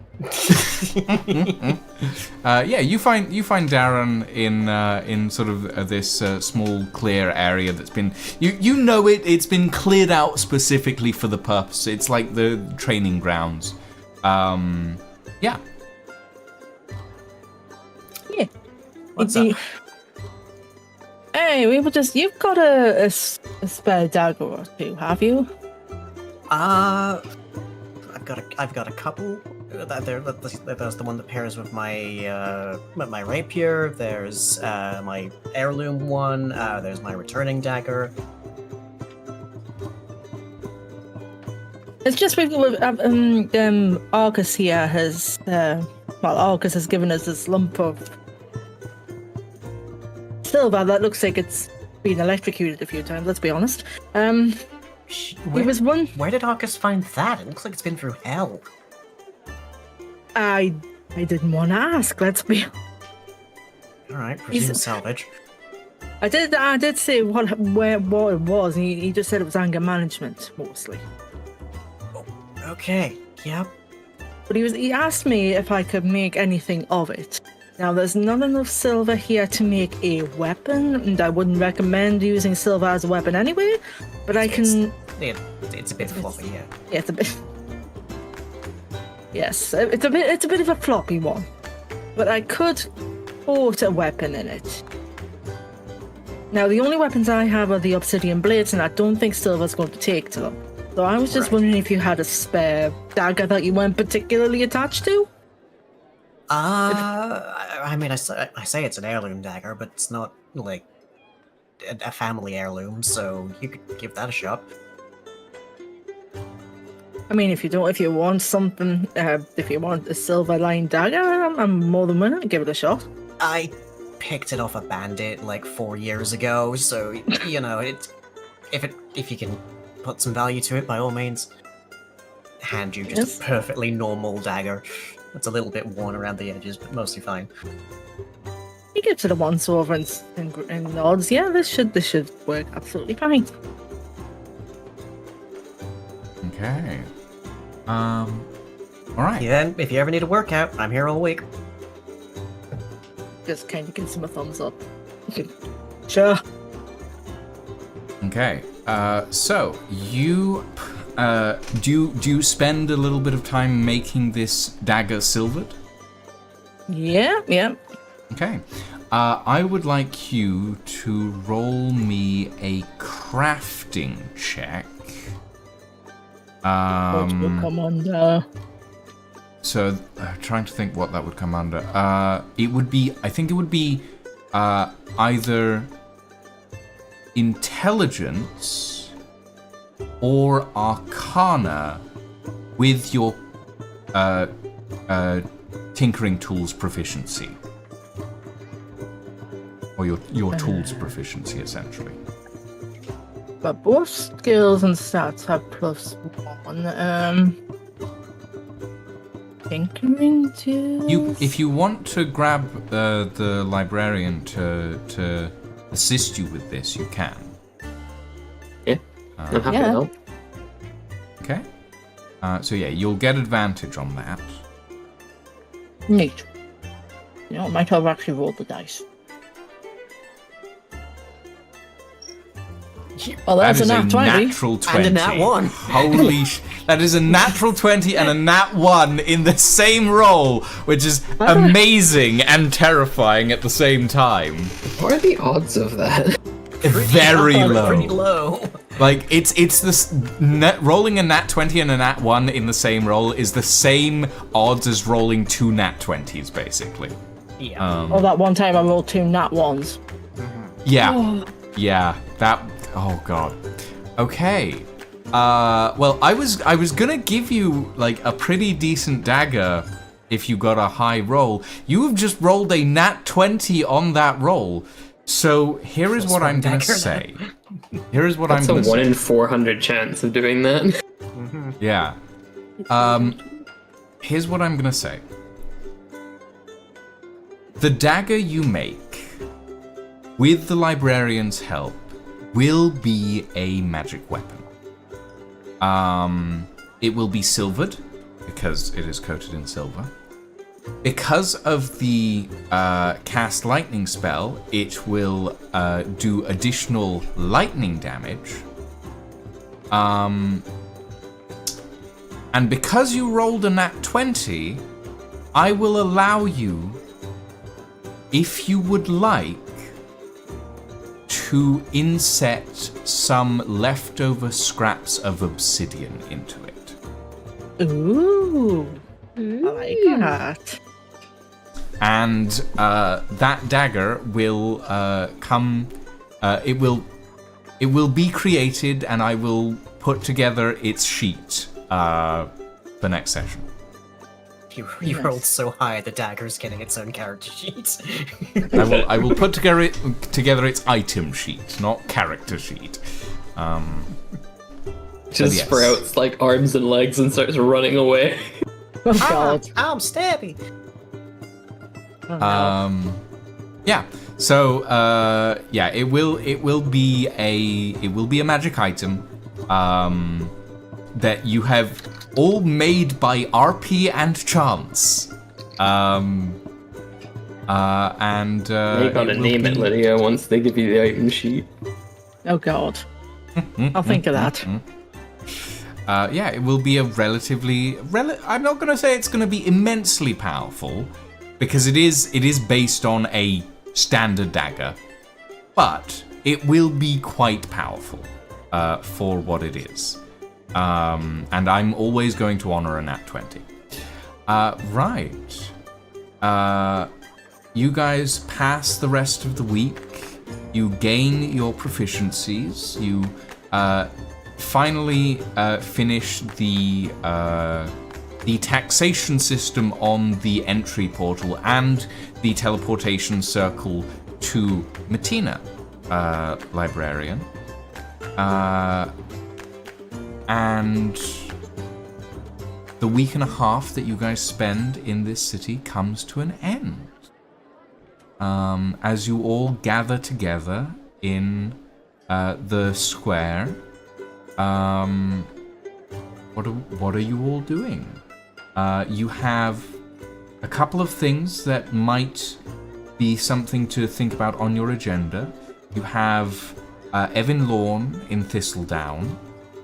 You have the possible, like, you have the teleportation circle to Matina, but you don't know where it goes yet. You haven't been through it yet. You also have the Vault teleportation circle in Arcus's book, and you also have the looming threat of the Titan Primordial Asmodeus, and possibly the looming threat of the God of Time Metano, on both sides, essentially. Anyway, enough about that. Let's go to the treasure vault, guys. Let's take the town circle for a spin. Speech, as it were, to my troops first. Oh yeah. You're going to give a speech to the current town guard. Yep. Okay. Sure. I'll have them just like marshal up in front of the in front of the big dragon skeleton.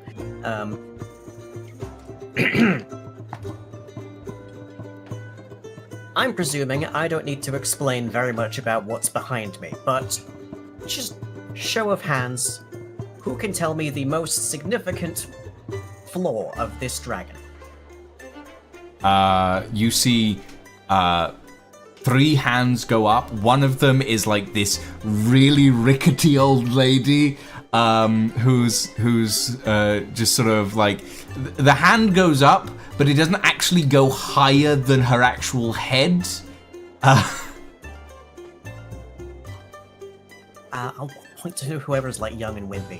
Out of those 3.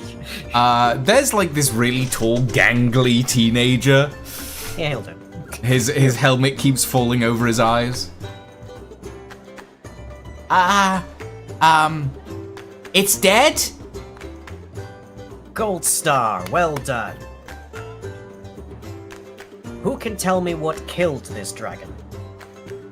A few more hands go up, mostly from the older folks this time. This time I'll actually point to one of the older ones. Arcus's hand is also up. Do you point to Arcus? No, I'm pointing to Bertha. Oh, Bertha, alright. Well, according to legend, the dragon was slain by the king of Necronir 750 years ago when it attacked the city. And he used a spear made from the bones of a titan. Some of you might have recognized the word spear in that speech. The choice of weapon that I have given you is no coincidence. The last time a dragon came to town, people just like you killed it. This time, a dragon came to town and has taught you some modicum of how to defend it. 1 week ago, you were hatchlings. If you work very hard, the next time I'm in town, you might be qualified as drakes. You roll me a make me persuasion check. Do I get advantage on this, or is it just straight? Just straight. Okay. Yeah.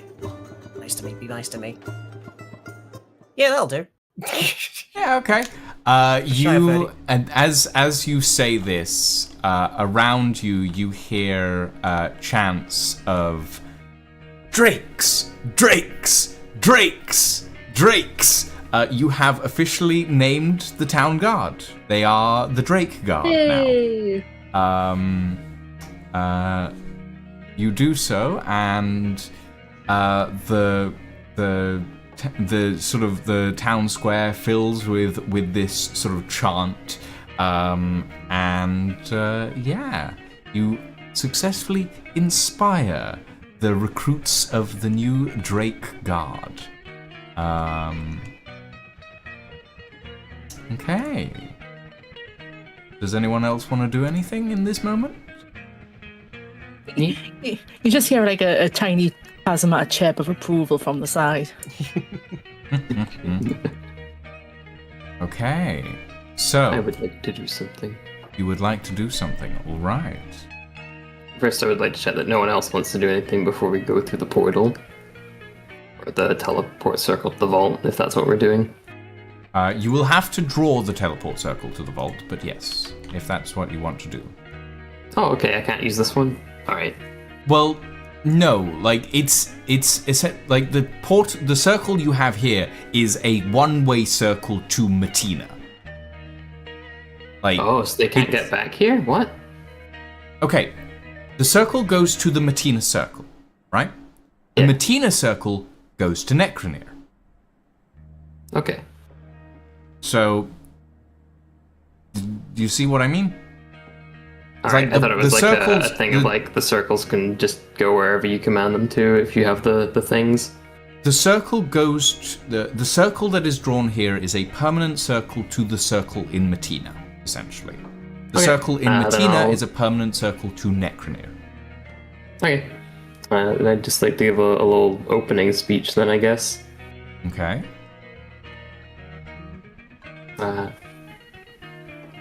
I just kind of like step in after Darren with like all the wave offs and stuff, and I go, I know a lot of you here helped build this without really knowing why it would help you, but I was in this city hundreds of years ago and I saw it thriving.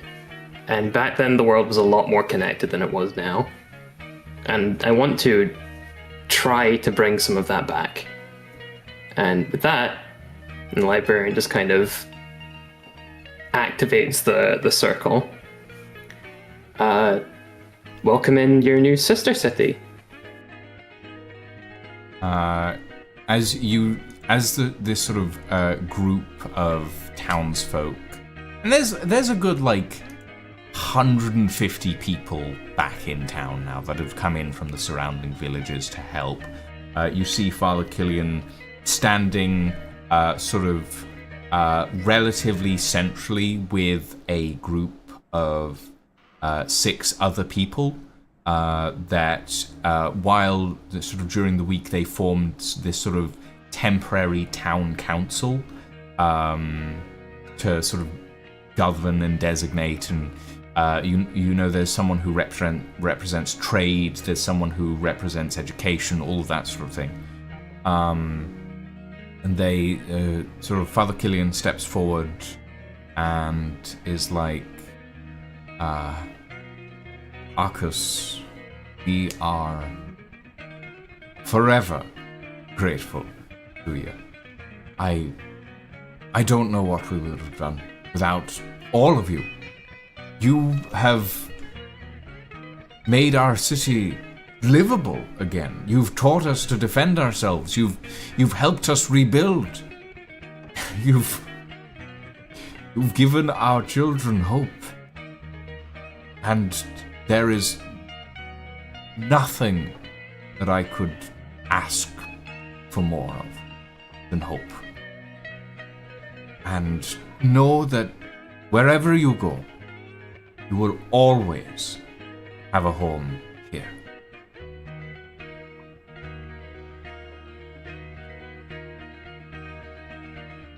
Can Arcus give the priest a hug?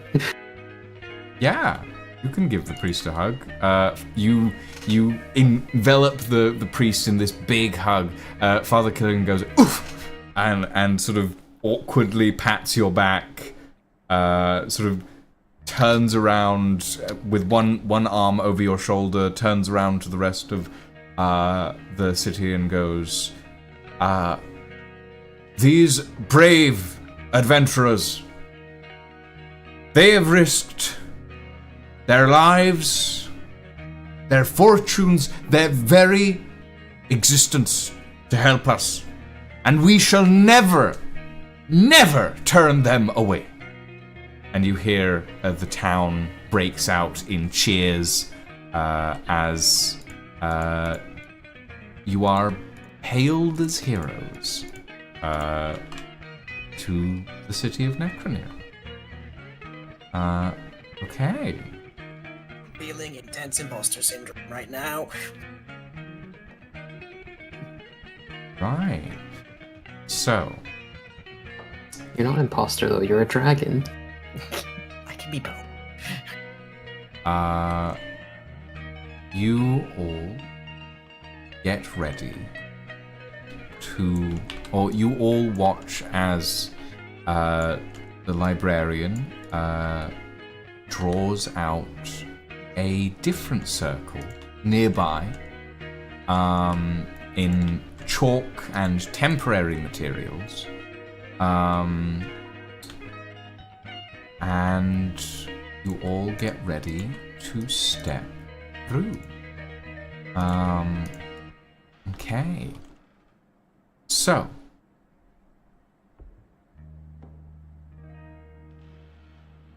everybody steps onto the circle. You invoke the incantation, librarian, to the vault.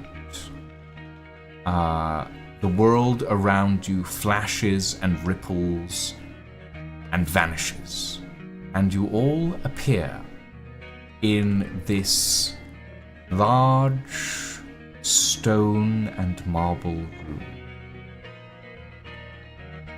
From end to end, items, gold, platinum, silver, a catapult, and enchantments of all kinds, all throughout. Before you stands a statue of maybe 10 feet tall with heavy armor and large draconic features, which intones in a deep, sonorous voice. Who approaches the Carnifex Vault? Oh, fudge. And that is where we are going to take a quick break. We are going to take a 5-minute break, everybody. We will be back in a little bit. We're going to refill our cups of tea because mine is empty. And we shall take a look at what is inside the Carnifex Vault. Very soon. You guys ready to rob some robber barons? we should Again? go to Tina. Hey.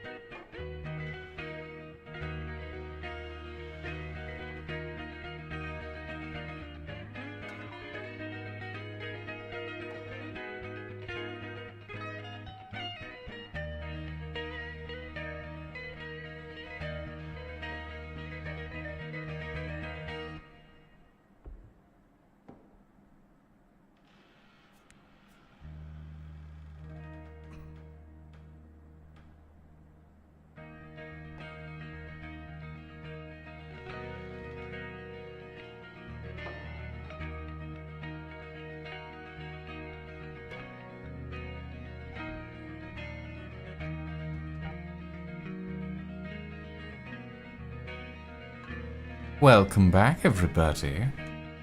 Welcome back to some more Shadows of Sorcery.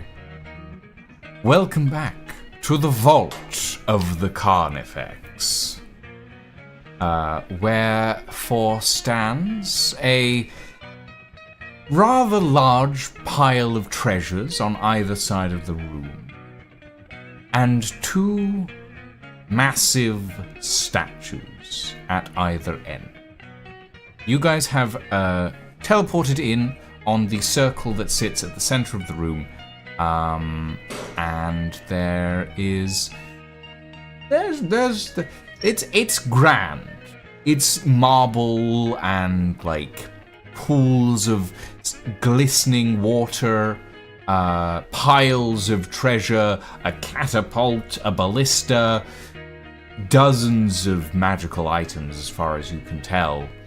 But this is very much a treasure vault at the end of the day. There's just stuff everywhere. And standing before you standing in front of you, and as you look around, standing behind you, are a pair of stone statues, guardian sentinels of this vault, who intone simultaneously, "Who has entered the Carnifex vault?"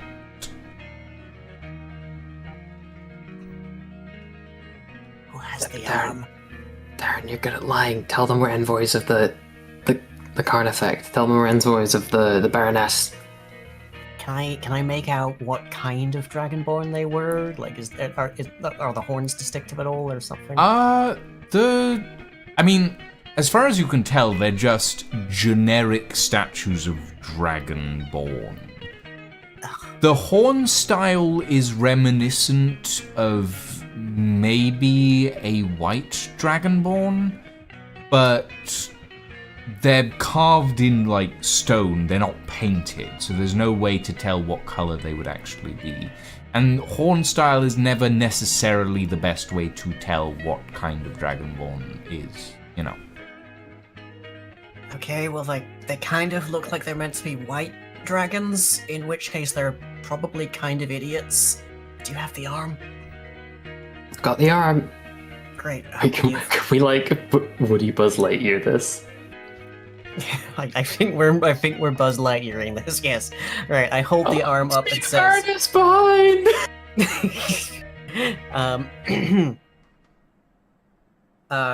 We claim audience as envoys of Baroness Hamora. Okay, roll me a persuasion check.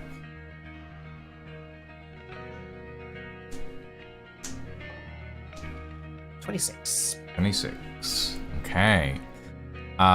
You hold the arm up, and the dragon statues, you see their eyes are rubies, and they sort of scintillate in the light.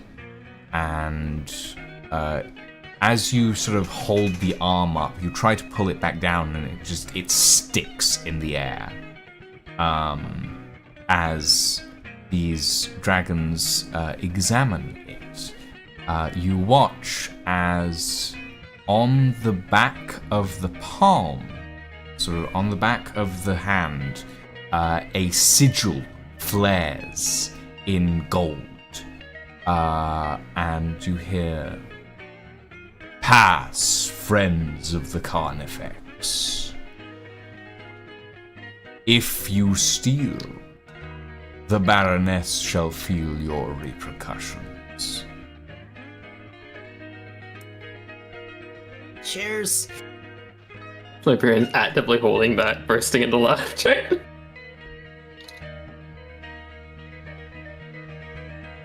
Okay. Okay.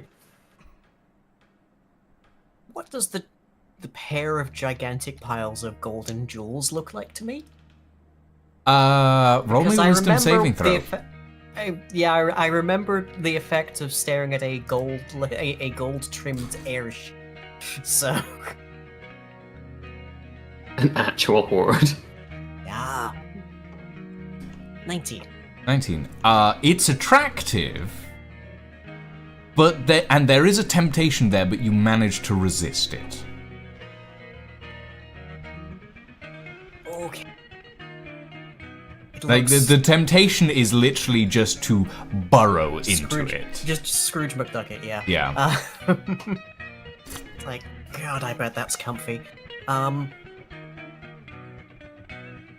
do we do? Do we just shove things into the bag of holding, or do we shove it? They'll on the detect our teleportation stealing. circle, or... They might have some defensive capabilities aside from what they're letting on about. I mean, I think we're through the employee entrance, as it were. We're through the employee entrance, but the security's still standing outside. If we try and take a bunch of gold, they're going to do something about it, right? Well, they said that she'd feel it, though. Not us. Presumably they expect that she would then take it out on us, but... Maybe, but I'm not willing to trust the words of a statue that will be alright. I think we should disable them. I mean, Stone is usually quite honest, but sure. Aren't you really good at lying?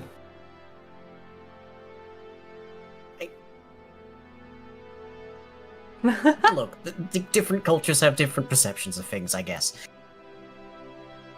Okay, either way, I can probably do the trick that I did in the... is it not Velostov, Farrenholm vault with the statues there and carve out their rune signatures. Fairly decent idea. I could alternatively climb up them and start, prying out the jubies in their faces, but I think I've heard bad stories about keep your weird sexual dragon urges out of the plan for 5 minutes. Oh my god, ever since you become a dragon, it's just like, oh, gold. Oh, I want more gold. Oh, I want to melt gold. How much is this melted gold worth? Look, that last one is involuntary. Librarian, are you being racist? No, I would never be racist. God, I'm being a dick. You can't... Arcus, Yeah, have a little respect for the man. you're right. I know. He basically got his, what do you even call it? He transitioned to a dragon. Is that a D shot instead of a T shot? I'll give you a got D the shot D? if you're not quiet soon. I have a husband, thank you very much, and a child. Mind your manners. And I have 2 armor-plated fists. Oh my? Anyway, I probably need a wee distraction while I carve this out. Is there any way you could, I don't know, fire off some magic for them to pay attention to and get me an in? Let me see what I've got. They're probably not going to respond to fear, that's for sure. I could just major image. Oh, could you make your image someone else stealing? Would that be enough? On the other side of the room, possibly. Yeah, I mean they're They fall for guards, it. right? If particularly intelligent people will probably not fall for it, but They're like magical constructs. well, Stone is honest. It's not smart. Could you make it what's his face? Big Evil from Farrenholm. The Baron? Not the Baron. What was his name? No. DM, we would the absolutely dude we remember popped. us, please. Gabriel Blackwood. That's the guy. it, Gabriel Blackwood. That's who I meant. It's been But a he wasn't a while. Baron, never mind. I mean, yeah, it's either that or He was a Stabby lord. McStabberson.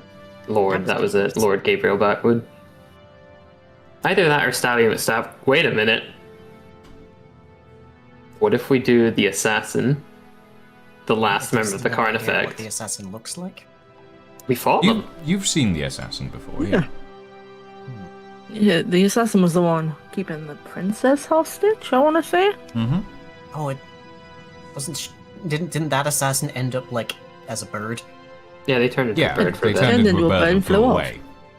Which is why you couldn't catch them. But Yeah. We didn't have bird speed back then. Now it's different. Are they unladen or laden create an at this point? illusion of the assassin decloaking out of invisibility next to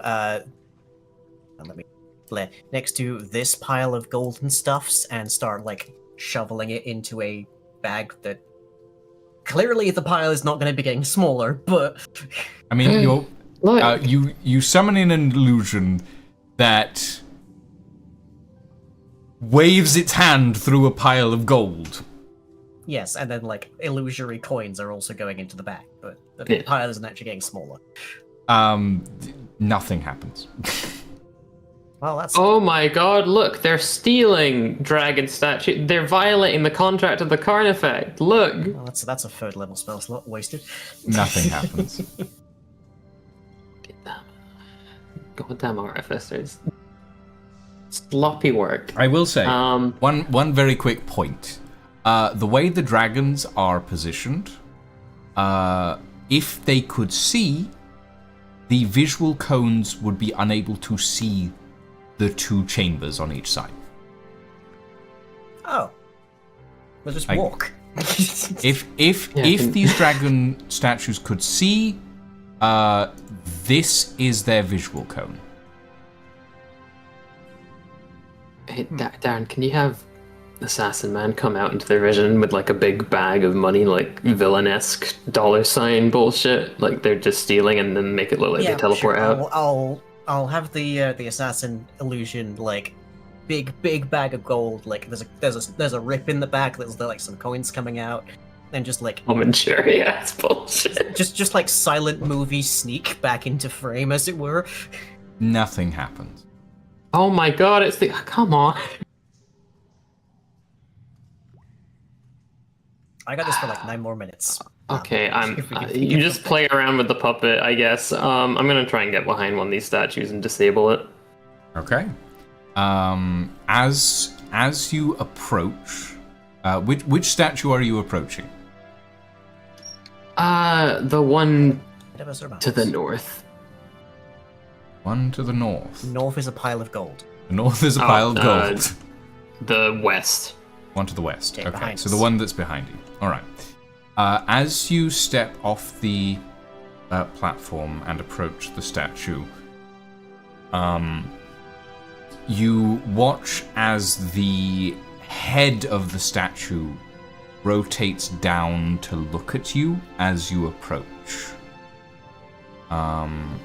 When you get about 10 feet away from it, you hear the words, "Halt. No unauthorized personnel may tamper with this vault security system. Please return to the central podium." Have the assassin move closer to it.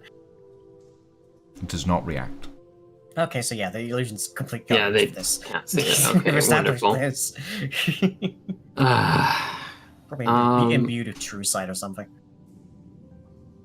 Oh, okay. I guess I'll step away. I was just here for your yearly maintenance, of course, authorized by the Baroness and the 3 other members of the Carnifet that exist. But whatever. I mean, you don't want to be tuned up, right?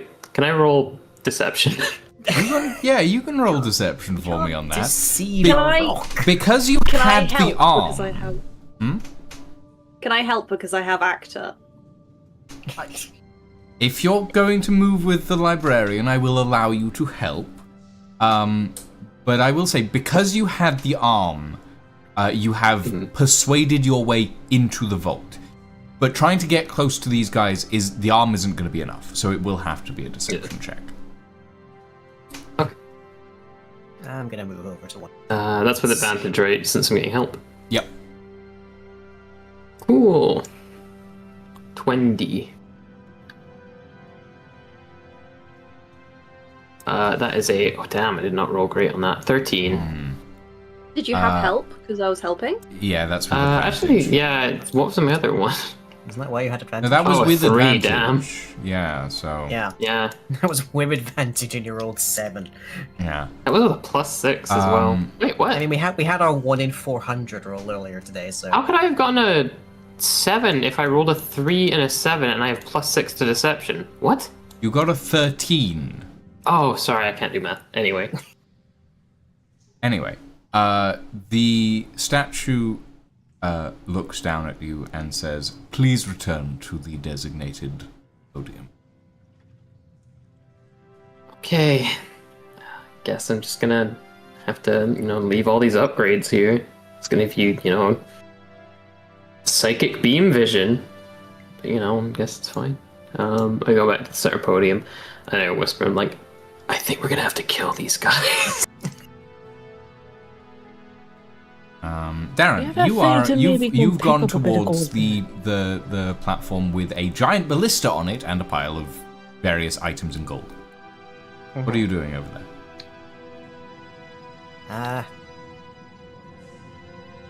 Do you think we need to engage, or should we just try and grab what we can and run? First objective, we should find the key to the Dragon Guardian. Right. I guess I will search the pile for that. Roll me an investigation check. Would the key be magical, or would it just be... I'm guessing most things in here are magical. Yeah, There's it's like that weird mummy key. If you look around, and a lot of stuff in here has a magical aura. My vision is like my vision is like trying to take a camcorder. It's very hazy. It's like yeah. Do we all roll investigation or just a couple? If you all want to split 21. out into 21. Yeah, sure. I'll start sieving the pile. Oh, that's not advantage. How do I roll this away? There's a lot of items here. You see various bits and pieces of armor, piles of weapons, a lot of gold, a lot of platinum, a couple of things that feel weird to have in a vault. Like there's a couple of flasks. There's a leather pouch that, when you look inside, contains a bunch of petals. There's a small chest that, when you flip it open, inside it there is just a single black marble. And there is a ballista and a catapult. The ballista, as you're looking over it, you notice that there are runes all along the the haft of the ballista, and there's runes all along the bow section as well. And home defense. And at the back of it, there is a large sort of metallic panel with several buttons on it. There's no bolt in the ballista. It is empty, but it is ready to fire. God, there's a column in between the ballista and the statues.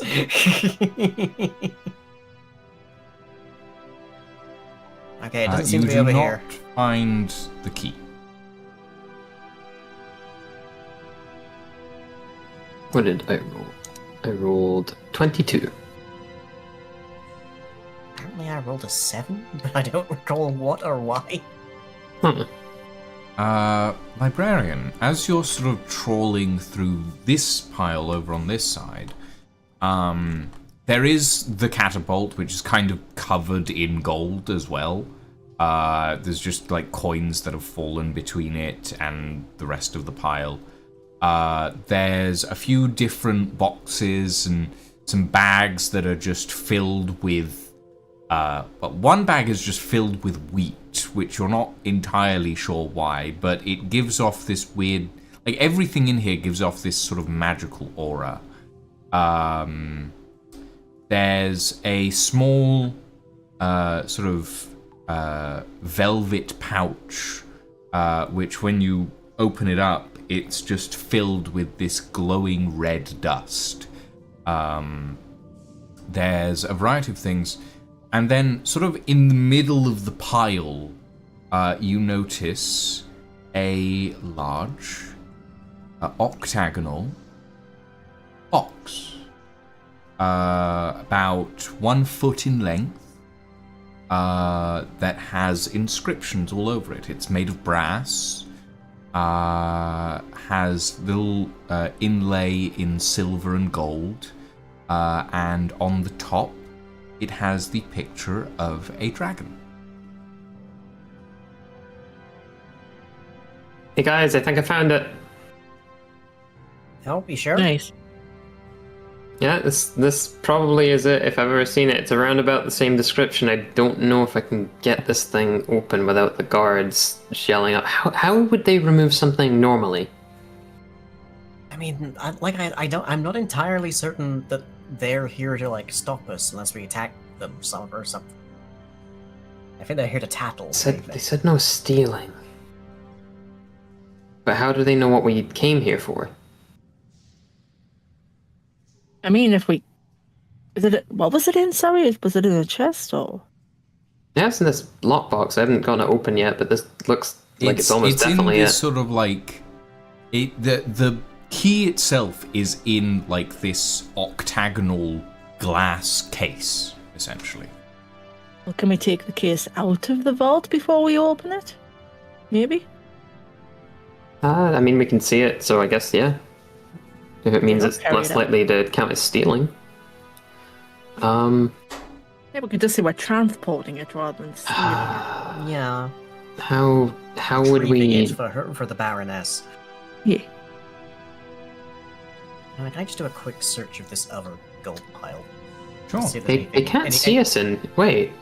They can't see what we're doing here. They can't see the treasure. So we just shove that we just shove it into a Bag of holding. while they're not looking. Yeah, sure, why not? Okay, I'm gonna search the other gold pile for anything that looks particularly valuable. Just before we put it in, I'm just gonna... The librarian gets ready to fight. Okay. Do you pick up the box?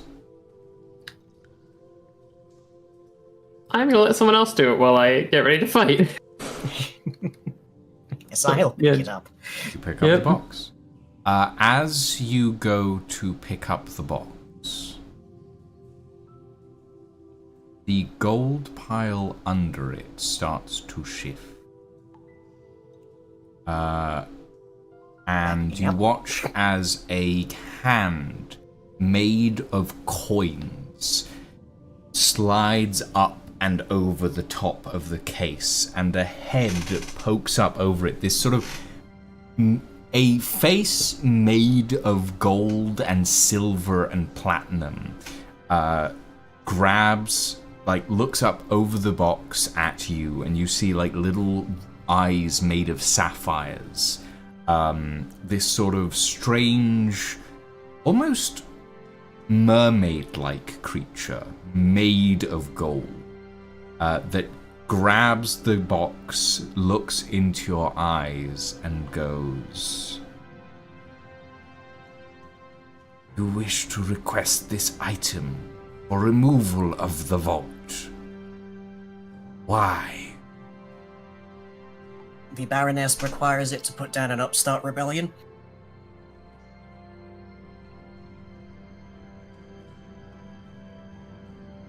The Baroness has many tools at her disposal. This one is inconsequential in the grand scheme.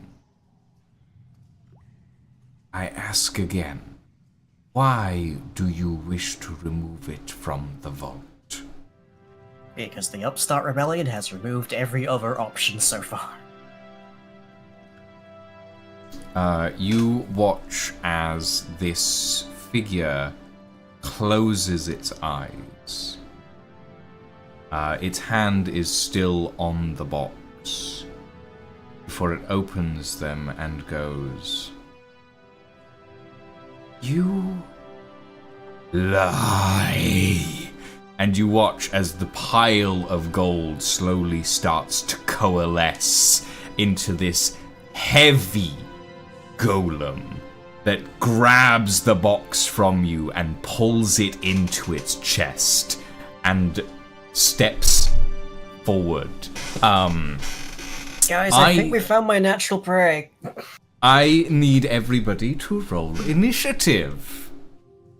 Do I get advantage since I was ready to fight? You get. I will allow you a surprise round since you were ready Yay! to fight. I've never heard of anyone getting advantage on initiative. I don't. I just meant like whatever it is when you do I- that. I got a 10 for initiative, so that's probably a good thing that I got it surprise round, I guess. Okay. As this heavy golem pours out of the pile of gold, it absorbs the octagonal case into its chest, slams its fists together as coins clink off of its body, and it gets ready to battle. Right. So, let's see. Elfie, Darian, Lydia, flying.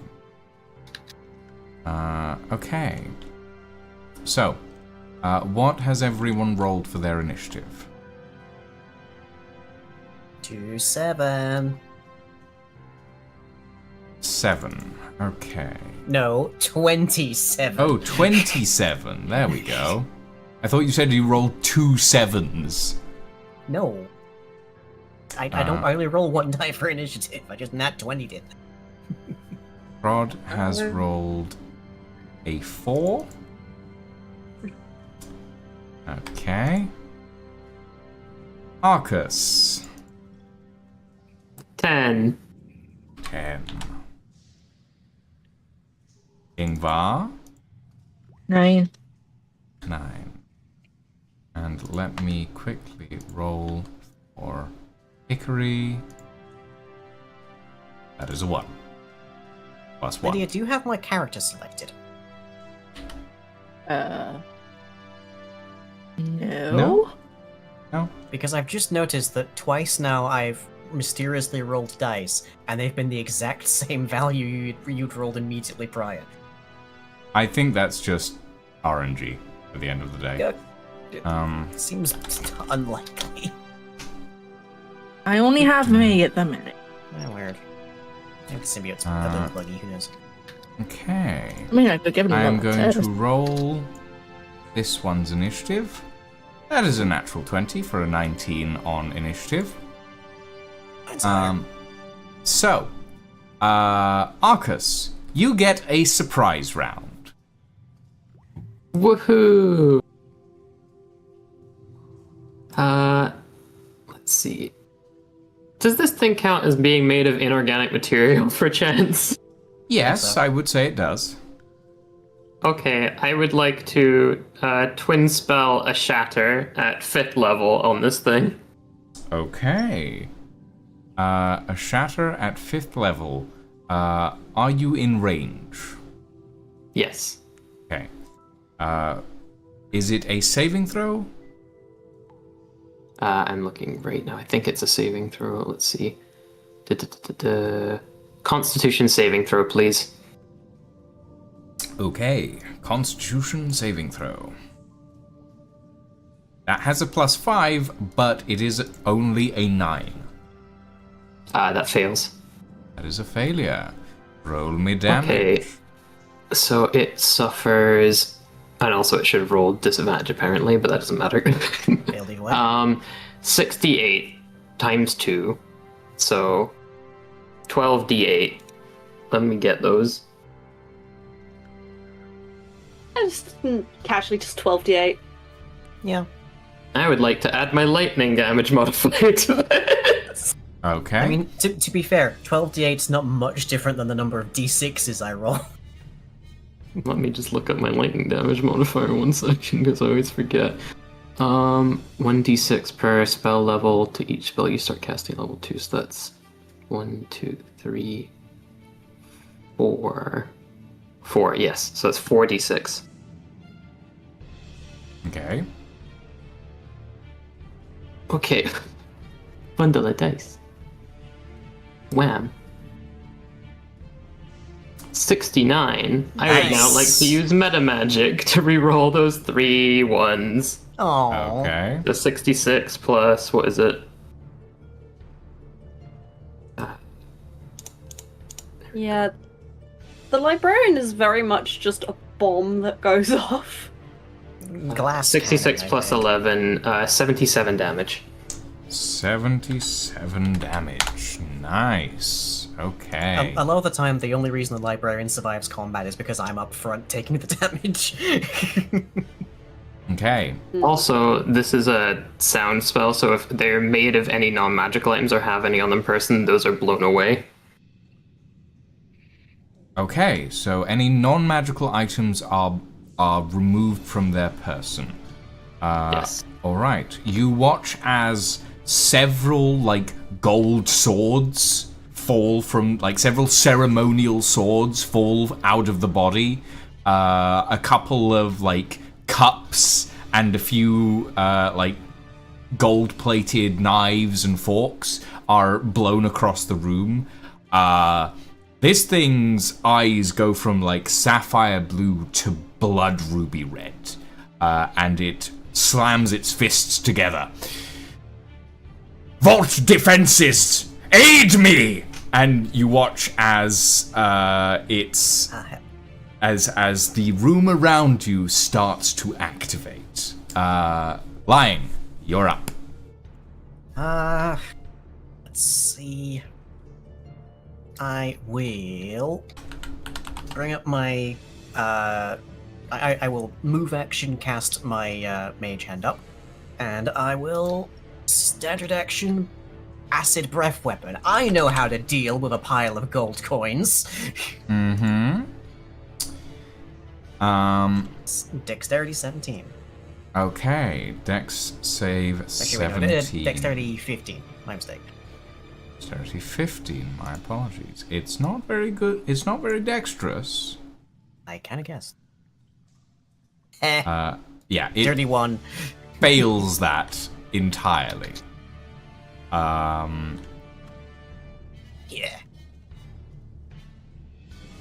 That is 10 points of acid damage. 10 points of acid damage. All right. I melt things like this for breakfast. Okay. Right. It is now the coin golem's turn. As it steps off the pile of gold down towards you, Darren. And is going to go for a... It's going to go for a multi-attack. Oh, hell. It only has the 2 arms. That is a 31 to hit with its slam. Plus 13. Yes, it has a plus 13. Christ. And a 14 to hit. Okay, that fails. Okay. So you take... It's also a nat 1, I point out. I'm aware. At first, you take 21 points of bludgeoning damage as its fist slams into you. I declare my dodge on you with my reaction. Okay, so have that with your evasion.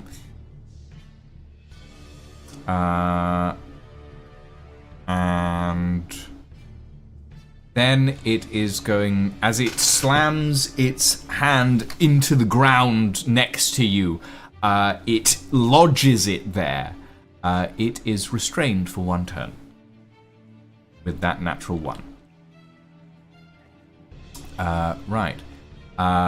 It is going to use its bonus action to awaken the vault defenses, which means I am now going to roll the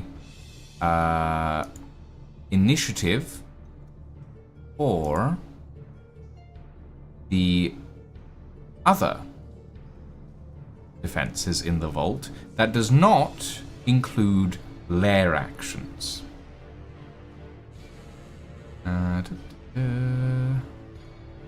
Okay, so That is a 16 for Stone Golem A.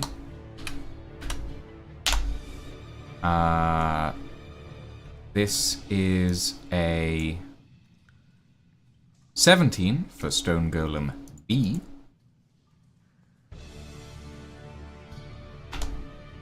And this is a 15 for Coin Golem. No, sorry, a 14 for Coin Golem 2. All right. Guys, we might want to leave. We can take them. Can we? I'm not really able to do much. We also do need the key, which is inside that gold golem. We could come back. And they know where. No, we can. I'm thinking, Still got the arm. doesn't Ingvar have like a mold earth thing? Well, that's That me, could- but it's not going to work on these. Yeah, that's earth, not coins. I don't know. It's, Maybe we're it's underground. earth and animate stone. Close Okay. enough. Still It's not coins. cantrip. As the other Coin Golem appears on the other side of the room. Now, I'm going to... These guys are going to go after all of you. But I will say, the current initiative is Lying, Coin Golem, Stone Golem, Stone Golem, Coin Golem. Zarian. So, fair warning. Alright, Arcus, you're up. Doesn't one of you have telekinesis? Am I misremembering things? I have telekinetic. It is not telekinesis. Does that let you cast telekinesis? No, it lets me like cast Mage Hand with my mind. Oh, well, that's or not very trip up useful. old guys in chairs. Or shove old guys over the edge of towers. I forget. Are I never did that. golems generally immune to being charmed? Golems...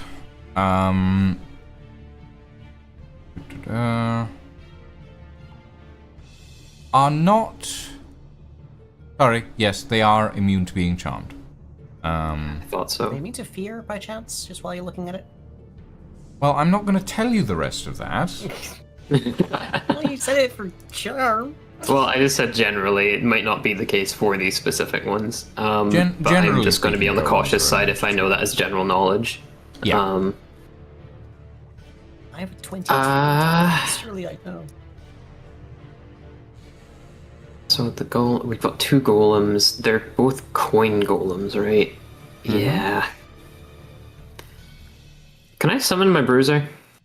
Sure. You want to summon the bruiser? Go Yeah. for it. Alright. Summon the bruiser.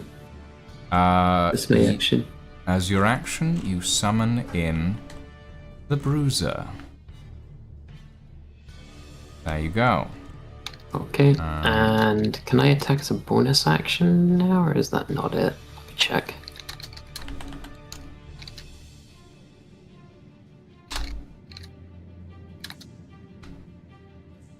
Yeah, obeys your verbal commands. If you don't issue any, will attack the nearest target. If the construct drops below 5, then opens back and attempt to retreat. Okay. Okay. So I can ask it to attack something, I think? Yeah, you can ask it to attack something. Alright, I want to ask it to attack the coin golem that's in front of it. Okay. So the one closest to me. So, Yes. what do you want to do on... Because the bruiser will take its actions on the turn straight after yours. Yes. What else do you want to do on your turn?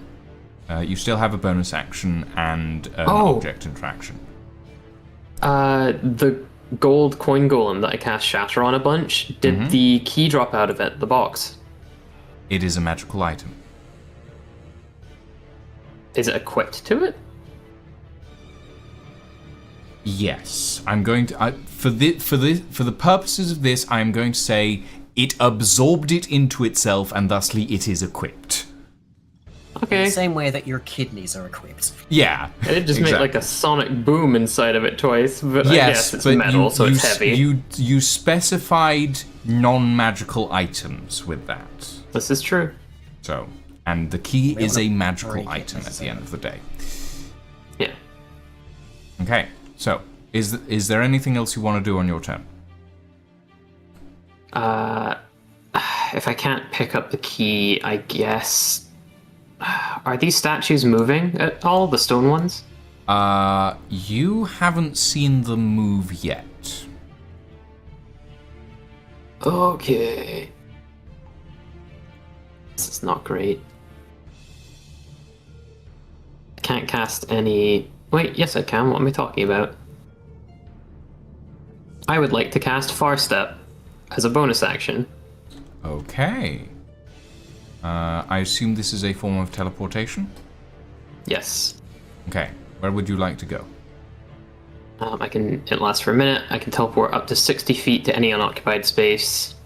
Each of your turns before the spell ends, you can use a bonus action. Okay, so I want to get behind one of these stone statues. I think 60 feet might just be enough. Let's see.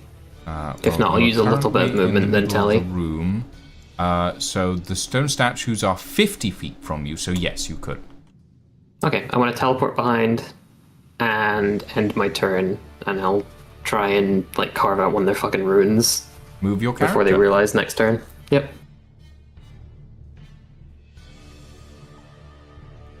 Expecting the librarian gets reduced to Okay. a fine paste. Yeah, next I'm gonna be a mist in a couple seconds is what I'm expecting, but we'll see. Okay.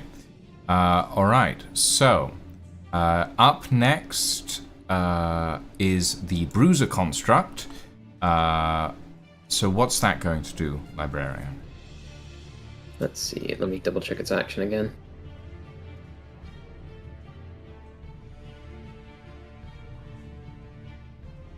Bruiser.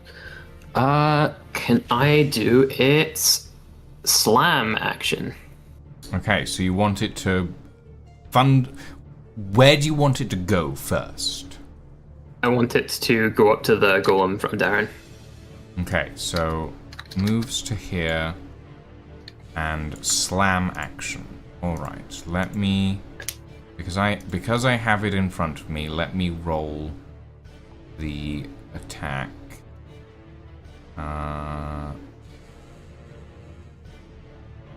Wait, where? You not? God. Okay, you've messed up again. What is the attack? What is the? Oh wait, no, there it is. Never mind. It's a +4. Yeah. If it'll let me roll. Okay, I'll just roll a d20 then, game. Thank you. Okay, so that is a 7 + 4 for a 11 to hit, which unfortunately does not penetrate the coin golem's AC. Ah, damn. Wait, does the slam have any increase from? Does it have any attack bonus? Is that what you're Oh, asking? her spell level above 4th level, so I cast it at 5th level, which means... Oh no, it's only for damage. Yeah, it doesn't get Only any for damage? Okay. increase, unfortunately. no it's increase always a in hit. +4 forever. Okay. So unfortunately, the Bruiser Construct's fist goes wide as the coin golem steps back slightly. Okay. Ingvar, I believe you are up. Yes. Yeah. There are 2 coin golems, one on each side of the room, and then there's the statues that have not, as of yet, done anything. Please don't Yeah. shoot an explosive at me. I have no explosive. Remember?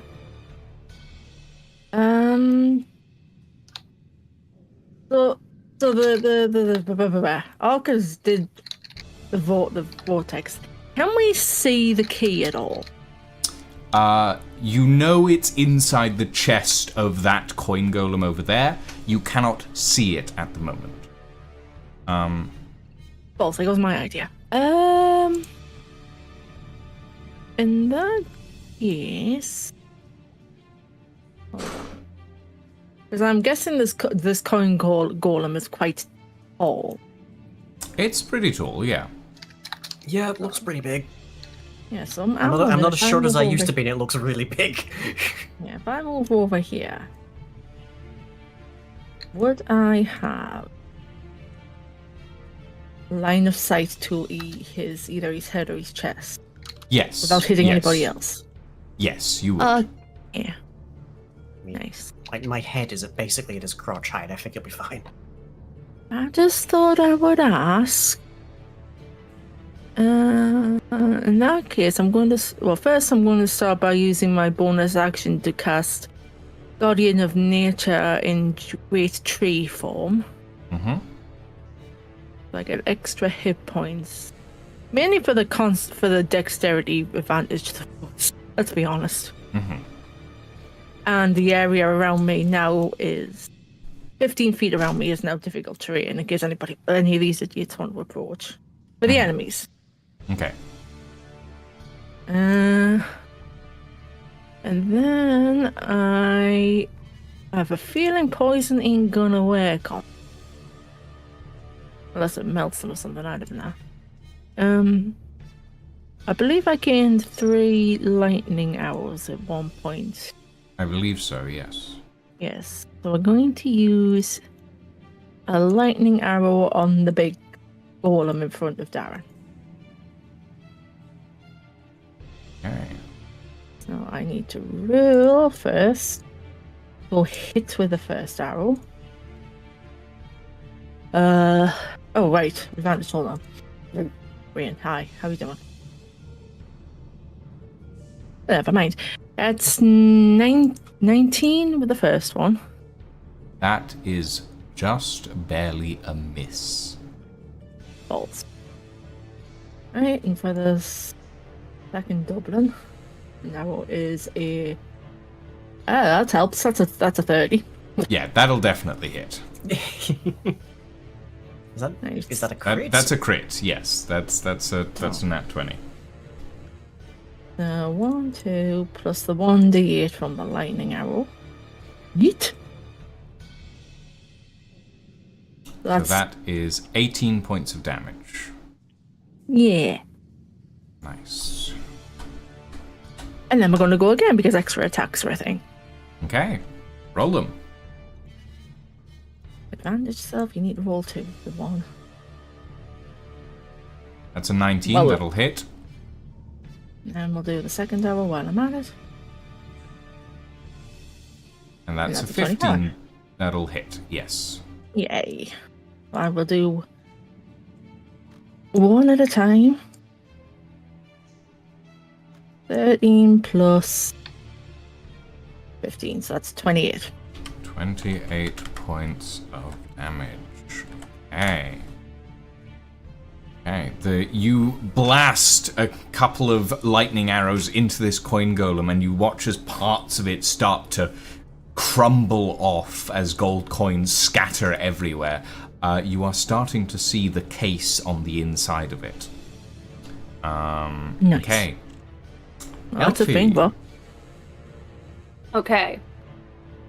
I've actually been thinking about this whole time. Okay. Because Rod can do basically nothing right now.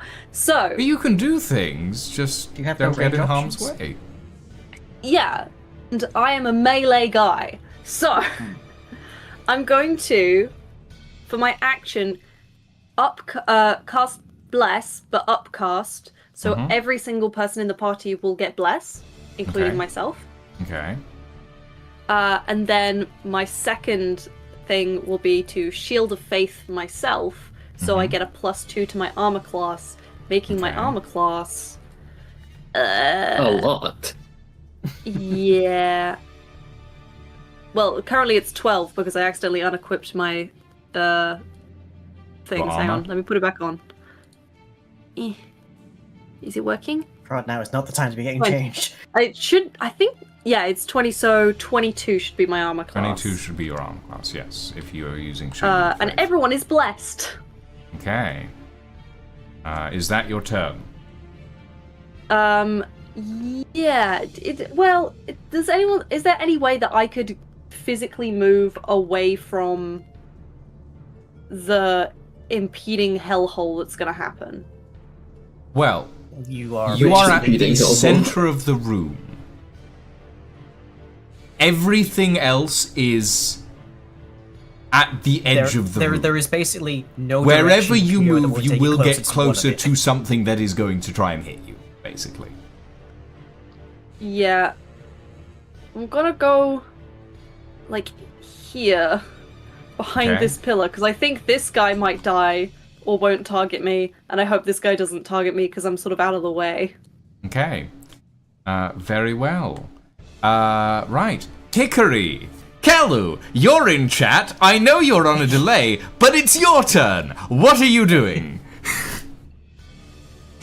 Oh no. Hey, chat, is this good? Shit. Yeah. Hickory is presently bemoaning the fact that he was born without the capacity to prick it. You are in combat, Kalu, is the answer. Hickory was born at a very young age. What do you choose to do, Kalu?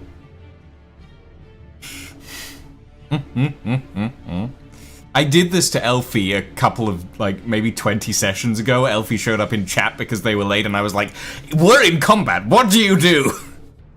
Choose your own adventure, bitch.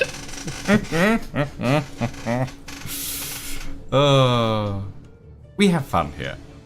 We have fun here. I don't know if I'm having fun yet.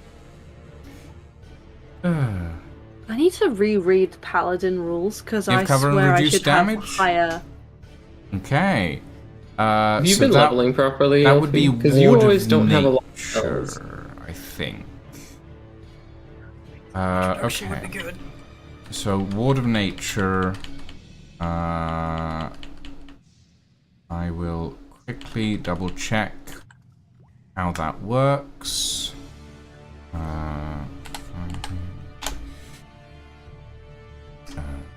Spells. Ward of. Hold on. Nature. Is it Ward of Nature or is it different? Hold on, I'm gonna quickly check the spell as stated in the spell import. Sorry, Primordial Ward. No, that's the other thing. Guardian of Nature. God. I mean, the thing Ingvar's currently using. Maybe. Was this a different Guardian? Or is it Guardian of Nature or is it Primordial Ward? No, there was a tree thing. There was a tree thing that. But I don't have that spell pulled up. Or I'm not familiar enough Ingvar with is it. currently a tree, so. Yeah. Hang on. I'm hanging on. I'm hanging on, Kello. Just imagine you as that little cat in the tree. Hang in there. I done. Except that it's a scarecrow, and B, so tall its feet are actually on the ground perfectly fine. Oh. Where'd Zarian go? We lost Zarian. Zaren died. No. Oh no.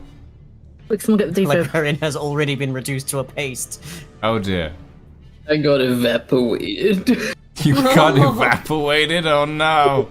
Oh no. Oh dear. I tried to do the heinous crime of posting the level up table to Elfie in VC, and Discord said, "Fuck you and fuck your life. Never talk to me or my son again," and crashed my Discord. Wow. Christ. Anyway, have the table, Elfie. Thank you. You should have quite a few spell slots right now. And new spells. I think next campaign, because we'll probably be starting from scratch next campaign, I'll go through leveling up with each of you properly instead of letting you all level up yourselves up. We'll actually do it in Then you would know if I've been cheating or not. Well, that's kind of the point. I would like to know if you've been cheating, considering your plus 13 to random skill checks. No, I trust He's you. reliable talent. What can I say? I know. I'm aware. I'm familiar. But yes. No, next campaign, we will do things a little differently, and we'll be starting out either like directly in the symbiote, so that we don't need anything from external stuff, so that we never have to do the swapperoos. Yeah, we shall see. We are awaiting the Kelu. The Kelu will get to us eventually. We'll get back to us. Yeah. Reminder: if you are within 10 What feet was of that, Prod, Elfie? you get Prod's charisma bonus to your saving throws. What the fuck, Elfie? How dare you? I'm trying How to. dare you? I need you to show that again so I can post it as a screenshot so Lucian can show it on screen. How fucking dare you? Oh, that's How beautiful. dare you? Hello, Kelly.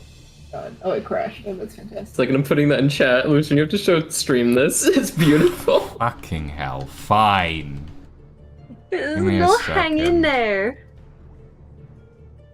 Give me a second. You're welcome. I am actually a professional artist. For some, I do the arts for a living, darling. I do Anyway, the have art. your little cat Sona. Meow, meow, I meow. do the little arts for a living, and all my Okay. art is good art. None of it is shit. Never. Why is Chester in the call suddenly? Sometimes it may be good, sometimes it may be shit. God. That was the worst Italian I've ever heard in my life. Hi, Kelu. Only one person Welcome. is Italian, so that Hello, tracks. What's up? Hi. Okay. There you go, chat. There's Elfie's art of me hanging in there. I should have 2 level 3 spells. The fuck Yeah. do I not have 2 And a level 4 3 spell. No, because I've got 2. I've got 9 points in Paladin and Okay. 2 in Wonderful. Barbarian. Ah, okay. Here we go. It's not even a spell. It's a feat or class feature. It's called Nature's Sanctuary. There you go. Nature's Sanctuary. There we go. Well, Yes, welcome alright, to I the gotta go combat, now 'cause I'm Kelu. having food. Welcome to Goodbye. the combat. Okay, so Oh, you're going to goodbye. do Nature's Sanctuary. Where are you placing that? I just fucking left the call. Oh my god, Kelu, come back here. Who said I'm doing this? Goodbye. Honestly valid. I presume. Wait, what is Nature's Wrath again? Nature's Sanctuary. It is a class feature. I think it covers all of us, literally, doesn't it? It has a limited range. I know that much. Nature subclass feature. I think. Nature Sanctuary. Here we go. Right. No, that's Wild Resurgence. Nature's Ward. Nature's Sanctuary.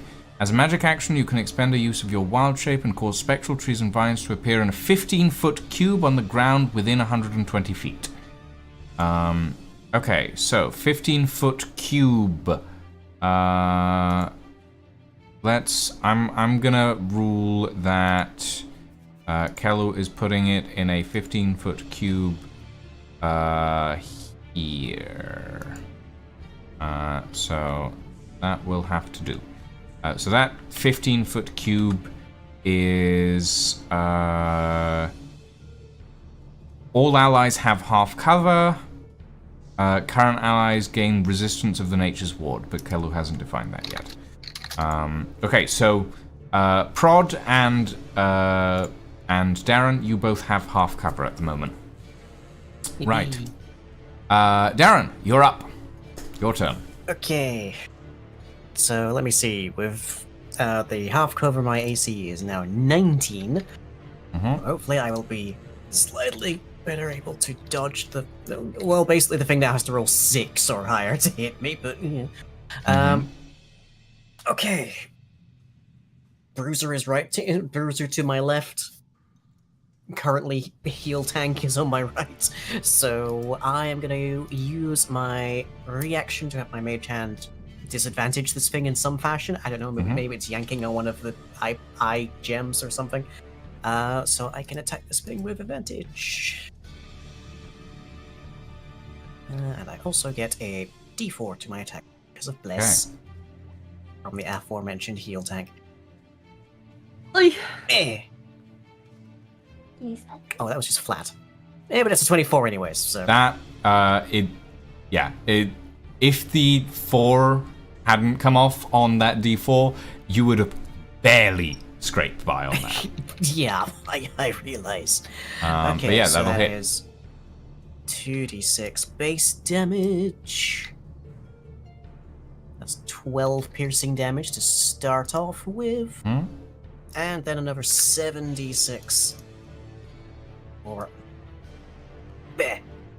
Yeah, hold those for me. For my sneak attack, which is 17. Okay, so 12 plus 17, 29. 29. 29 points of damage. You carve away a chunk out of its chest, and you see the glass case containing the key resting in that alcove. Is there anything else you want to do on your turn? Can I move action to grab it? I will allow a bonus action if you want to grab it.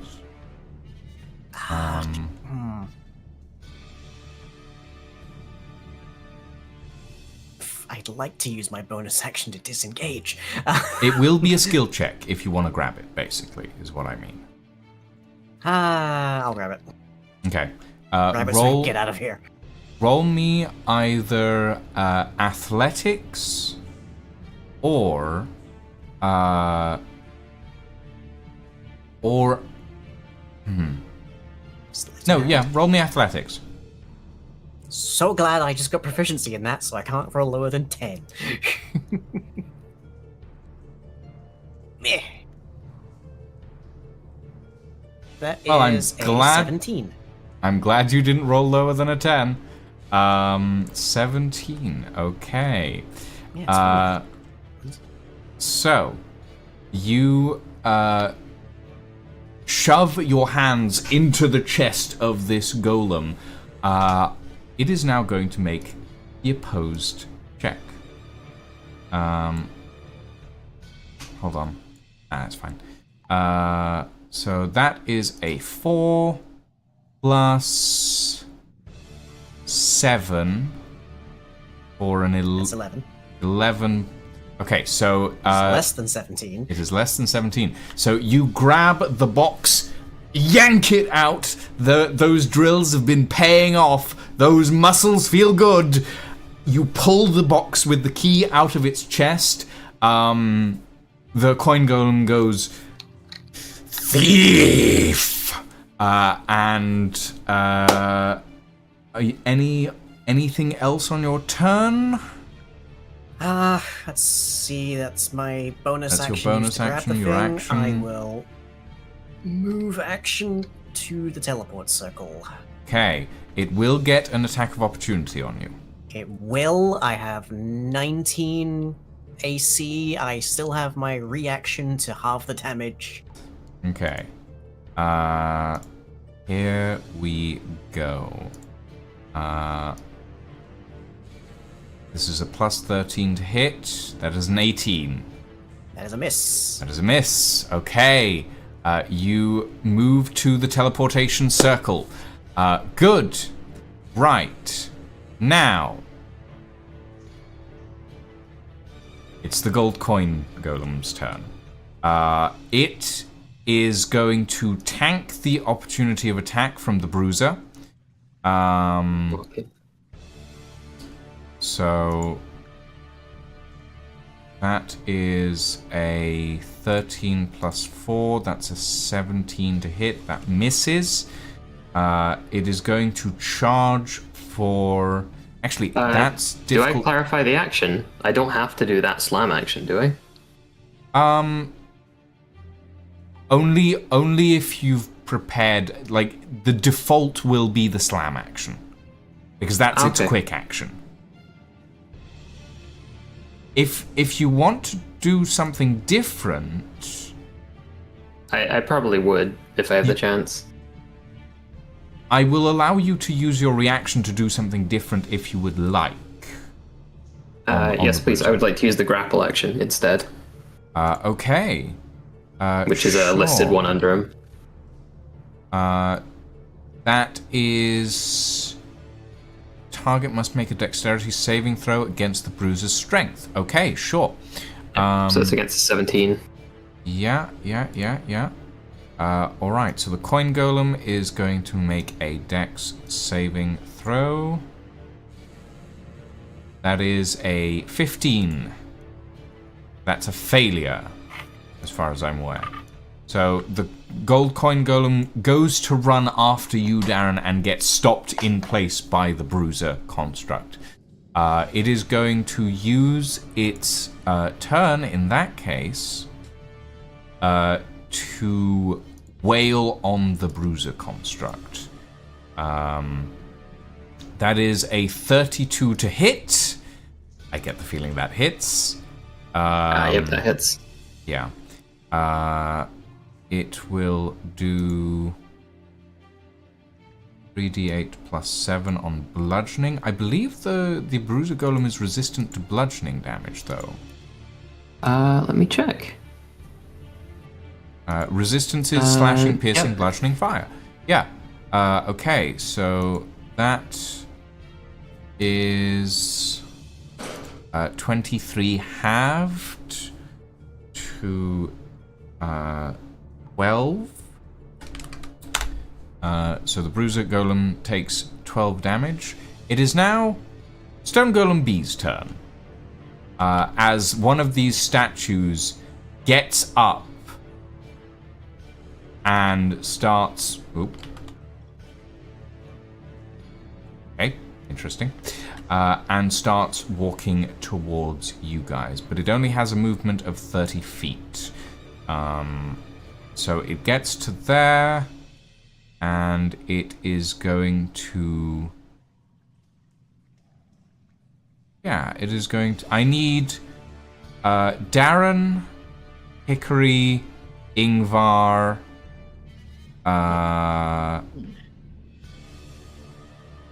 and... Actually, no, I just need Darren and Hickory to roll me a wisdom saving throw. I shall roll for Hickory. That is a failure on Hickory. Oh, but with Bless. Right. Still a failure. Oh my God. So that was a DC 17 wisdom saving throw. Darren and Hickory, you are slowed. So for you can no longer use your reactions, your speed is halved, and you can't make more than one attack on your turn. Okay. Stone Golem A is going to turn around to you, Librarian. Since you are right next to it. And it is going to slam attack. That is a 27 But it was so hit. sneaky. That is, yeah. That'll be 3d8 plus 6. 17 points of bludgeoning damage to you. Okay. I'm gonna be kind here. Coin Golem C is going to charge towards this inner platform, but it is going to use 50 feet of movement, which means it's going to use its action for dashing as well. It is on the teleport platform with you, Darren, and with you, Hickory. But that's all of its turn. Right. Librarian. It is your turn. I would like to bonus action Far Step Okay. To get behind the statue again, and I would like to use my action to strike out its runes on the back. There are quite a lot of runes on this statue. I am not doing this with precision, and I'm using the specialized chisel. Okay. Roll me an attack with advantage then. Just a melee attack with advantage. Okay. So that's what, a strength check for melee attack with advantage? That would be a strength check, yes. Okay. I have a -2, damn. Oh well. Ready. Come on. I did not put advantage, so I guess I'll roll again after this. That is a miss. Ready, come on. That is a miss.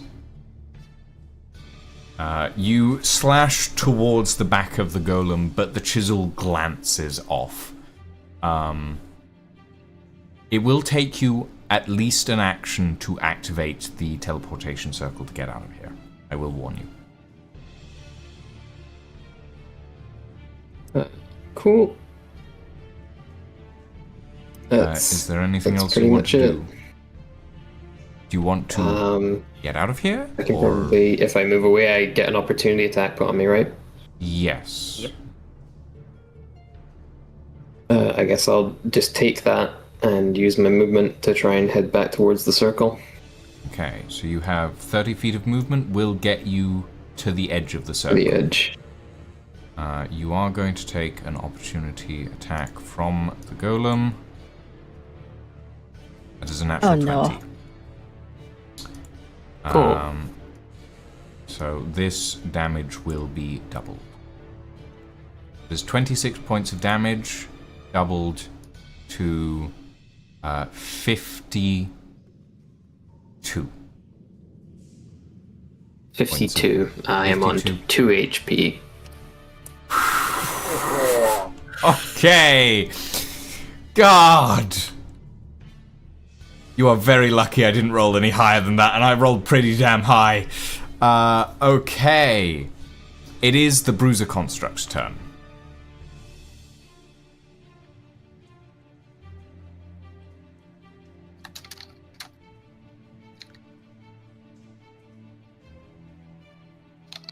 Darian? Oh, yeah. It's grappled right now, right? It's grappling so the coin, yes. I don't think I can attack while grappling, can I? You can attack while grappling. Oh, okay. I guess I'll do a slam then. Okay. That is a d20 plus 4. That is a 17 to hit. It misses, unfortunately. The bruiser's heavy hits just glancing off this pile of coins. Anything else? Can't really do anything else, so nope. Okay, Ingvar, you're up. Well, our boy is going to, seeing how beat up the Arcus is, he's going to switch over. And he's going to cast Cure Wounds at the 3rd level. Okay. How much HP is that going to restore? Creature you touch gains number of hit points equal to 1d plus your spell casting ability modifier. What the And I believe that scales by the spell level that you cast it at, right? I was just looking at that. Okay, I've got bloody Guardian of Nature self. At higher levels, when you cast a spell using a spell slot of 2nd or higher, it increases by 1d8 for each slot level above the first. So that would be 3d8. You're casting it at 3rd level. Plus your modifier. Plus the modifier. I'm trying to figure out what the modifier is. Whatever your spellcasting ability is, it should be on the top left. I believe it's intelligence. So it's Which is plus +1. your int modifier. So yeah, it would be a +1. So 3d8 plus 1. Okay. 1, 2, 3. Yeetus. Okay, you restored 21. 21 points of damage or health rather, librarian. Bringing Thank you. back from the brink.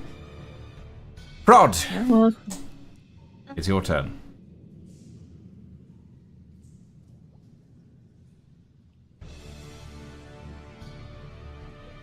Oh, I don't know.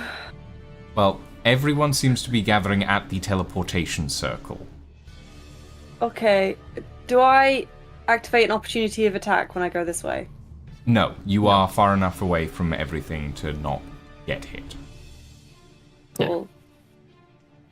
I'm gonna do that, and then I'm gonna try and use command on this guy, who's right next to us, to flee. Okay. I'm going to check something real quick.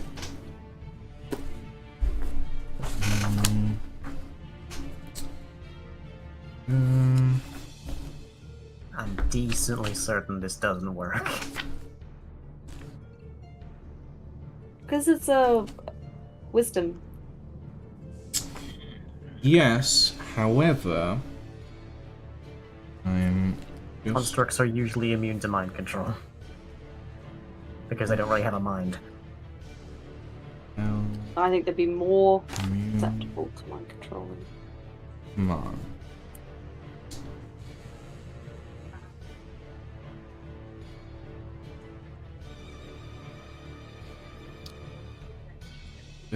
Doesn't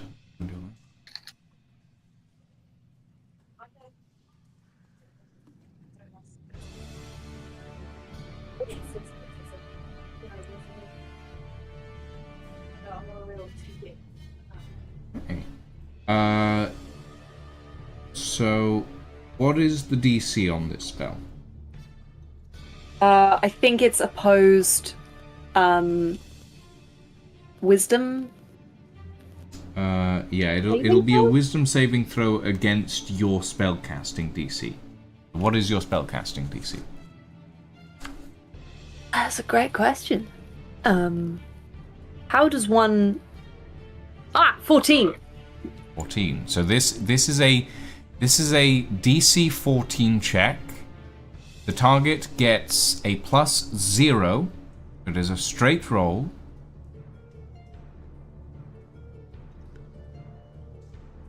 That is a 14. That is a 14 exactly. I'm very sorry, Elfie. No, I have bless. Does that help? No. Oh, No, I'm sorry. I'm a very special boy. Does that help? yes, but not right now. Okay, I'm gonna do a house rule thing here, and I'm gonna say that Bless increases the caster of Bless's spell DC by 1.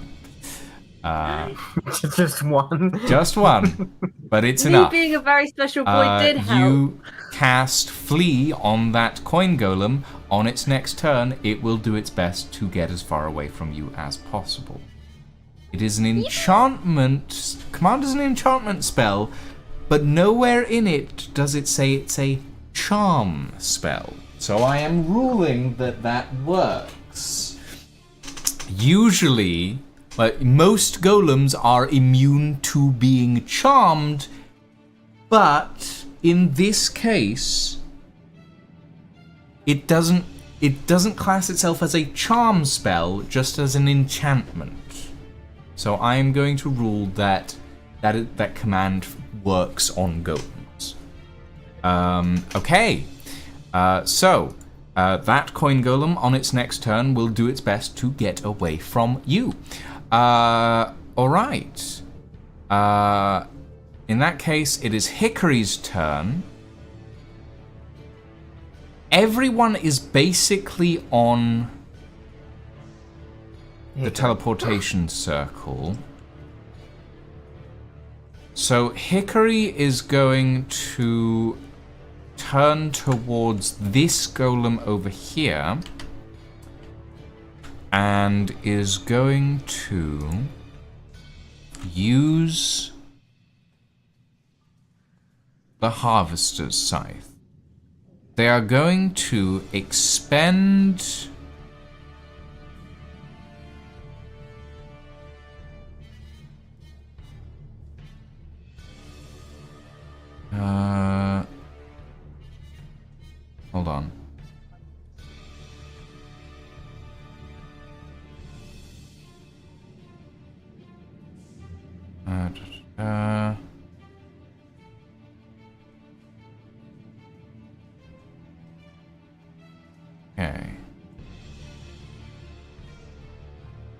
They are going to expend a...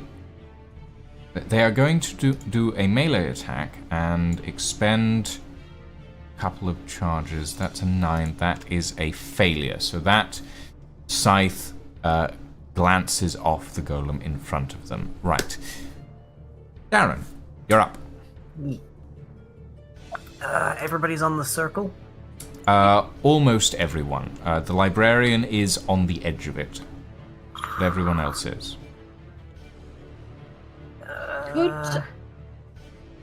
Could I grab him? As like a bonus action? As your you could grab him as a bonus action if you you're close like enough. A grapple? If you want to yank And then that the will... librarian onto the circle. Yeah. Is could hug I- a free action? And yes, I think it is. It is. Yeah, Immediately you after me is can every grapple enemy, the right? librarian onto the circle. That is an option. I do that. Okay. Okay. Yeah. So everyone is on the circle, including a coin golem. I think we're bringing one of these golems with us, but I don't want to be in okay. the room with 4 of them. So, you are on the circle. I need you to roll me an intelligence check to see if you can figure out how to activate it for the correct destination. As you look down at this circle, you realize that it is a set of rotating platforms where the Dirty 20. I programmed the Stargate. you program into the circle. Dirty 20. Okay. You have seen the circle that the librarian made for Matina, and you have seen the circle for Necronir. Which one of these do you want to program in? With a margin of error. Honestly, I'd say Matina, because they might be able to help with the golem. I don't know that we necessarily want to announce ourselves in Matina by showing up with this golem. Yeah, but if you show up with this guy Necronia, it's going to wipe out the little god force you already have. I mean, the Drakes have some amount of skill. Let's It's not. not very much, but they do have some. Necronian. Necronia's been through enough at the minute. Let's Not go wrong to about the that. fucking. Where's that last circle? That place that exploded many years ago. Praxis? I don't know that one. Praxis. Yeah, I don't know that one. I mean, I know if you that want one. if you want to let the librarian code in the circle on his turn, you can. Yeah, but that means we're getting walloped by basically everything in here. No, one of them is grappled, one of them is too far away to attack, one of them is fleeing, only one of them will attack on its next turn. I'm gonna say Metano. Or Martina. Okay, so Metina with a margin of error. Because you rolled a 20. margin of error. You rolled a dirty 20. I will say now, the DC to accurately get the circle aligned to the place you want to go is a 25. You rolled a dirty 20. Because you're unfamiliar with teleportation circles, this doesn't help. So you will have a margin of error. Are you going to activate the circle now?